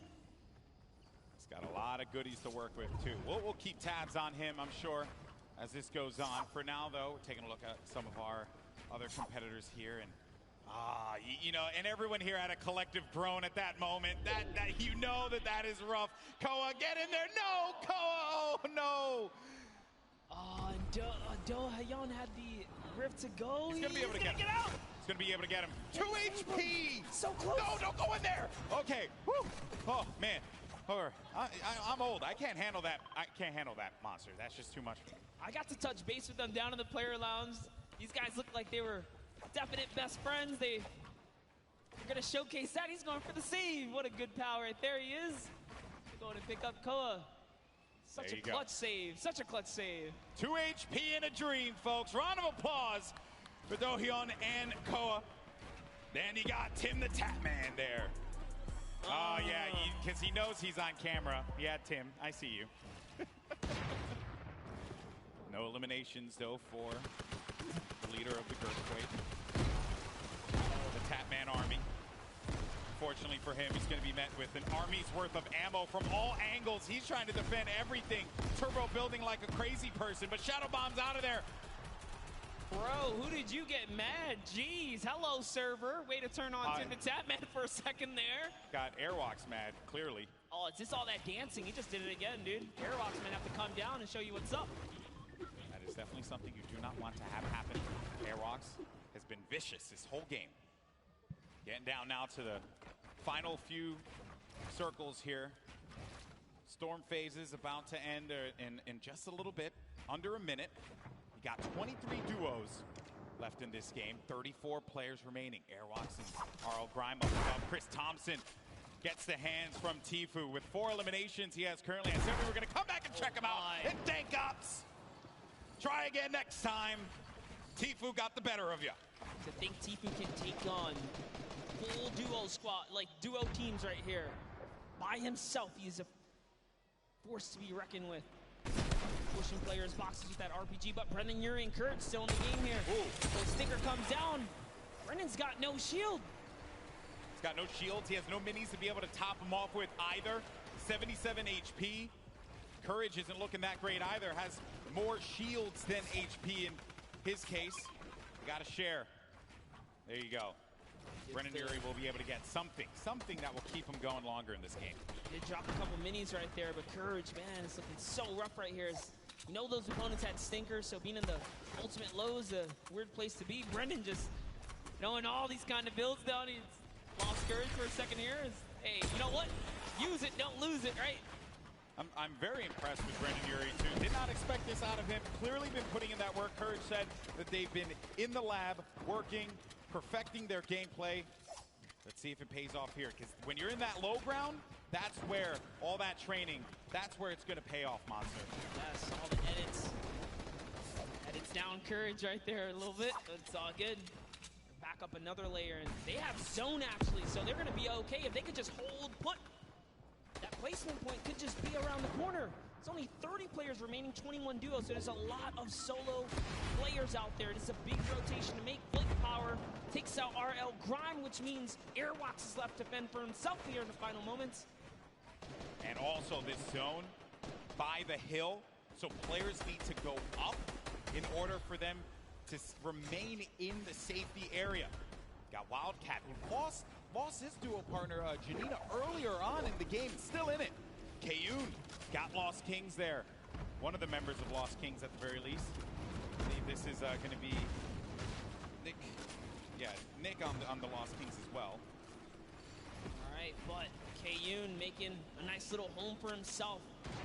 Nick is still in this game too. Nick Shanholz. Hurtling up here, trying to find opportunity, making these edits, replacing these walls, trying to get comfortable here. And we're getting down to the wire, folks. Top 15 are going to start to get points. Tfue, for an update, has 7 eliminations. Nick 830 has 5 eliminations. Ben Kurt had 5 eliminations. Airwalks with 4. And there you see the breakdown. The Victory Royale will give you 10 points total. But you start earning points when you hit 15th place. So keep an eye on that, as well as each elimination giving you 1. Cypher PK, got a player right in his sights, but there's going to be threats coming from all different angles here. You need to just back up, disengage from the fight, and look to take down that one player that you know is going to be in a rough spot, but that circle moving for that individual's favor. Down the mountain you go. Sliding down now because the zone's way ahead and he has no more material, so instead of going for the Elam, he's getting all the way down, and lucky for him. That worked out. What a great care package. That was so much loot right there. That worked out beautifully. Reggie Jackson gets down by Ninja. There's Tfue up above, gliding about. He sees a player in front of him, owns the pyramid, but the pressure from the left side now has to refocus. He has all of this. He owns all of this. Oh no, but the player's going to be right in front of him, and it's out. Had to get out of there, and Tfue couldn't end the shots in time. He couldn't connect with the shots enough to get the elimination. It's actually Cloak who is in that box right there, but Cloak manages to get away just barely. It's fate, Monster. It is fate that these two players would only land next to one another at that point in time. Tfue said it. If he finds Cloak, he's going to push him. And take a look at the air cam right here. This is what you guys tune in for. Nick 830. Tfue still in the game. We so know many players are going down. Just somewhere out there as well. Cloak went down to Joey Bossa. Joey Bossa, ladies and gentlemen, this guy is a beast. Got the high ground too, I believe. Yes, Joey and Nick might be the only duo still in this game right here. Got to be careful. Sad's going to have his number. Gets to the other side. Oh, he's going to go down. Nick 830, he's also going to be an attack. Oh, no, he took the fall damage there. Oh, gut-wrenching there. Now we're going to be in top 10. Aiden on the high ground. Tfue as well. Putting down some shots. He is a legendary loadout for the ages. 9 players remaining, Monster. It's coming down to the wire here in the final game, folks. Every man for themselves. Symphony's got the ultimate high. Bell's in the baller, trying to get this high ground. Airwalk still in this game as well, as is Tfue. Symphony's holding his high ground so well. This is like a worst nightmare for these players. It's a mountain. And it's going back around the mountain. Symphony's up above. Tfue's feeling the pressure there. Airwalk so gets the connection and elimination on the Dohyeon. Now looking for another one. Oh, he's going to eat a shot there, and Airwalk's down to 17 HP. Needs to stabilize. No more health, and oh man, that was a little bit of that squeaky bum time there that you don't want to see. Is he gonna even hit that tree? Is he gonna hit that tree? Oh dear. Boy, this is it. He's got nothing. Lucky for him, there's a little blink right there. He's still in this game. He's got nothing. He can slide down this. Oh no, he's just gonna go all the way, playing it the safe route. Using these materials. The tension, folks. This is what Fortnite is all about in these final few moments. Let's hear it. Let's start to make some noise, because it's coming down to the wire. The final game of the Pro-Am. You're going to have Symphony in the high ground, Aiden right in the mid, as well as Bell, and then Airwalks. And Aiden, 6 elims total. A player in front of him, but he doesn't have the HP here, Monster. Oh, this is so close. Whoever's in that baller is making it really tough, but it's a 1v1. He actually got the elimination on Airwalks. Wants to do some damage. Oh no! This is it. Final moments, Golden Boy. This is it right here, the 1v1. It's going to be Aiden going up against Symphony. Can Aiden come up clutch and get the win? And it will secure secure him such a high placing in the leaderboard. He has a high ground presently. Symphony looking for the opening, but I don't think Aiden's going to give it to him. He's got 53 builds left. He has tons to work with, as well as that combat shoddy and the drum gun. Symphony, no builds remaining for him either, and Symphony has to go down low. Aiden's waiting for it. He may not even need, whoa, he jumps on top of the box. He's looking for the opportunity. This is it, Monster. He sees him right down low, and he's gonna go for it. Continuing to hold this one down. The Storm pushing forward, forcing the activity. Oh! Symphony! Symphony with the victory royale! Right at the last moment. You love to see it. You love it. With all odds against them, Symphony turns that game around. No materials, takes down Aiden. Aiden trying to go for the highlight reel. Fortnite is all about the building, and Symphony had no builds, but Aiden, oh man, that was a rough one. He destroyed the structure, sent Aiden down low, and before Aiden could even attempt to catch himself, Symphony had the eye on the prize, and there you have it. A big win for Symphony, a veteran in the Fortnite community. What an end there, Monster. What an end. That he hit this shot, man. I love this because every single game someone else took a victory. Aiden was almost the only person to get a back-to-back. That's right, folks. And don't go anywhere because we're going to have the trophy ceremony for who won. And I'll tell you, I don't know who it is right now. We're going to have to find out in a little bit, get the leaderboards up, and then we will confirm who is the winner of the second Pro-Am. Oh, man, that was a game right there. That was a game, folks. Now, you guys are incredible. What a crowd we have here in the forum. You guys are amazing. Now, throughout the day, we've been talking about these crazy animated shorts that we've been seeing, talking about the lore of Fortnite, if you will. And here's another one. Take a look. Insano Death Squad unite. Let's do this. Ready for vengeance. We will claim our destiny. Hello. What? I thought we talked about this. Talked about what? Your outfit, man. It's just not screaming Insano Death Squad. You're crazy. This is the best. We're trying to be intimidating here. I am a fish, walking on land, breathing the air. That is intimidating. No. Go change. Are you serious? Go change or you're off the squad. Fine. I'm so tired of this. It's like he's not taking this seriously. He gets one more chance. Behold, the mullet marauder. Now what? I'm out. I just can't even.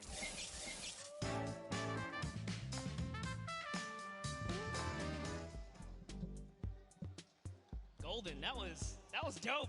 Yeah, I mean, I'm that guy, typically, rocking whatever skin I want. My teammates like to get a little sweaty from time to time. The try-hard boys. Yeah, you know, that, and I like to keep it nice and fun. That's what it's all about. All right, folks, are you ready to find out who won the Fortnite Pro-Am? Come on, let's make some noise.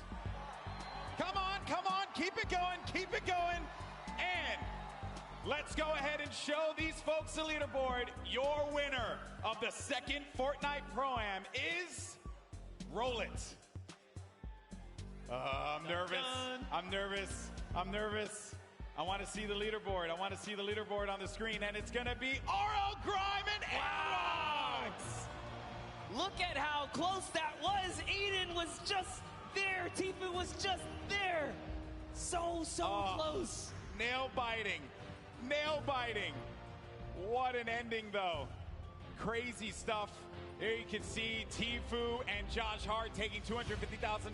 Aiden and Nick Shanholtz from the Lost Kings. I believe Lost Kings in general. Let's just say Lost Kings. Sir. They get $500,000. And then RL Grime and Airwalks take home $1 million for charity, Monster. Everyone in that top 10 deserves it. Nick A30 with $100,000. Bucky gets 5th place. Just great showings all around. And Symphony pulls himself all the way up to 6th. Here's your champs, guys. Guys, give it up one more time. Airwalks and RL Grime, your winners. He started off game one so dominant, and I think all of us saw that first game, Monster, and we knew that he was going to be going really far in this one. Yeah, he started off with such a great lead. He fell off that second game, didn't get any points, making it that much more closer leading into game 3, but then came out game 4 swinging, always finding himself in those final games. Now we are going to get an opportunity to talk to our winners, and don't forget, the final trophy presentation will be coming up in a little bit, but I had an absolute blast doing this, man. There's some great players here as well that have been laying it all out. Also, Joey Boaston, man, that dude, what a grinder, man. Dude, he was hanging with Nick A30, making it all the way through. They got top 5. Crazy. Tfue pulls out, what was that, like 3rd right there? That was a great showing for all of them. Exactly. All Remember, for charity. Typical Gamer picking up his win earlier on, and boy, oh boy, that was just a really crazy, crazy moment. And the games in general, right? It's like in Fortnite when you're surrounded by this audience, this crowd. There you have it. It is final. Grime and Airwalks take $1 million for charity. And we discussed the teams as well in great detail, but we'll revisit a few of them that we haven't had a chance to mention. Bucky FPS, along with Kenneth. That was not the way I'm sure he would have wanted his 4th game to end, Monster. Flint threw him off the build, man, but hey, he did a fantastic job. We already said Symphony did great. We saw K-Yoon playing consistency, saw Jarvis holding it down. Take a look at everyone else who's raising for charity here, guys. Ninja and Marshawn Lynch, Cypher's up there, Dylan Francis and Cloak. These guys did so good. Koa and Dohaeon, we saw them in Fatal Fields. Everyone here was doing so good today. Yeah, Dohaeon actually ended at the end of the game. He was made it, I believe, all the way to 4th, I believe. So again, what a crazy 4th game we have. But I know that you all want to hear from our winners. Let's send it down to the floor. We got Pookie standing by. Thank you so much, GB. I am here with our winners, Airwalk and RL Grime. Oh my goodness, what a tournament, you guys. What a show you've put on. Now, $1 million going to charities of your choice. Huge day for both of you. I just have to ask, I'm gonna start with you, RL. How does it feel to come in this setting, playing Fortnite? You know, you're used to being in front of a crowd, you know, playing music, doing all that. Is Fortnite any different? It's obviously a little different, but I'm a big fan of competitive Fortnite and watching it, so this has been really cool to be involved with. Yeah, Fortnite's definitely a fun thing to be a part of. I can contest that as well. Now, for you, you're the pro player. What was your strategy going into today's games? Going aggro, winning, and that was easy actually. Easy peasy, I like it. Well, thank you so much, guys. Congratulations again. Hang tight, we're gonna walk over and get your trophies, but first, back to the casters. Thank you so much, Airwalks. Man, a few words. He said he was going to go aggro. That's exactly what he did. RL Grime, of course, known as an American producer for a variety of genres of music, and today produced himself a win for the Fortnite Pro-Am. And Monster, you know that while the Pro-Am is great and all, there's something else coming up as well. There's a lot coming up. There's the Week 10 competitive duo qualifier happening this week, which is all going to lead us to the Fortnite World Cup.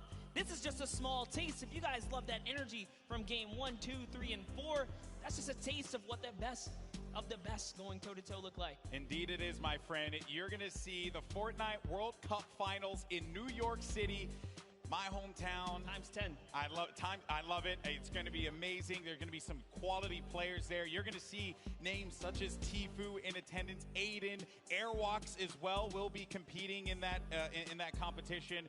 It's going to be solos, there's going to be duos, and a whole lot of Fortnite for us to talk over, Monster.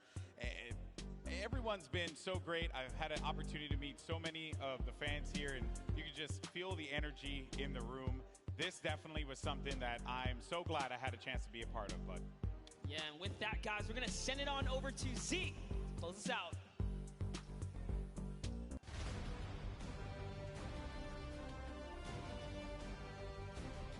All right, Fortnite fam! We've got ourselves some champions. What What'd you think of all the action? That doesn't sound excited enough. I said, what did you think of all the action? Yes! You guys have been absolutely amazing. And now it is time to crown our Pro-Am champions. They put it all together. They've got the mats to make it over. Grime, Airwax, build your way on over, friends. Let's do this.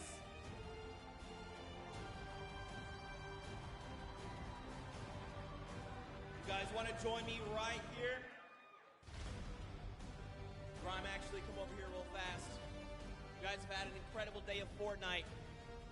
Grime, any final words for all the fans here in the stadium, the ones watching back at home?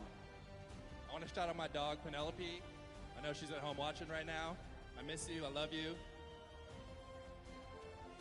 Gentlemen, if you will step forward and lift your pickaxes and look at these cameras. And for you in the forum, one more time, let's hear it for your Pro-Am champion!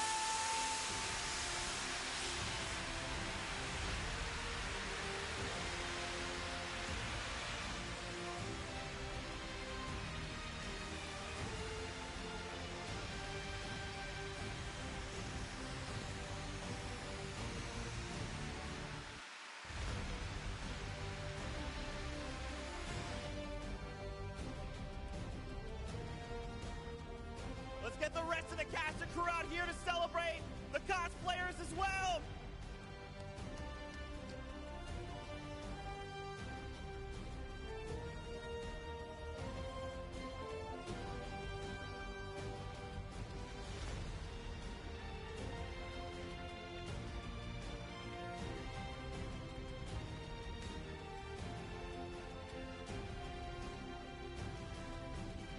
All right, Fortnite fam. That's it for the summer block party. We want to give you all so much thanks to everyone that played today, to the squads yesterday in the Creative Showdown, Team Evolve, the Llama Record Company that won yesterday, the incredible golden ticket winners, our Pro-Am champions, and of course, everyone in the stadium. Thank you guys so much for being here. Now, don't forget, June 20th and 21st is the final dual qualifier week. One more shot at the finals in New York City, July 26th through the 28th. That's it from us. We'll see you guys on the battle bus.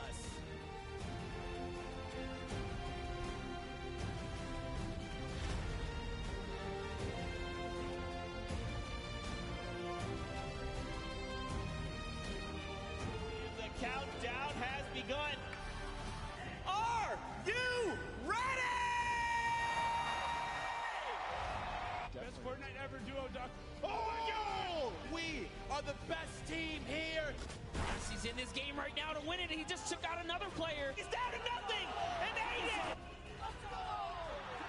Here it is. He's gonna go with the X. Oh! Cody Walker went down, but he's so far away, and then gets traded out. Nice try. Connect with the jump. Marshall hit 75 move. Try as you might, Ewok got the target. That's it. He's gonna land in front of him, and Typical Gamer. Airwalk so gets the connection and elimination on the Dothyon.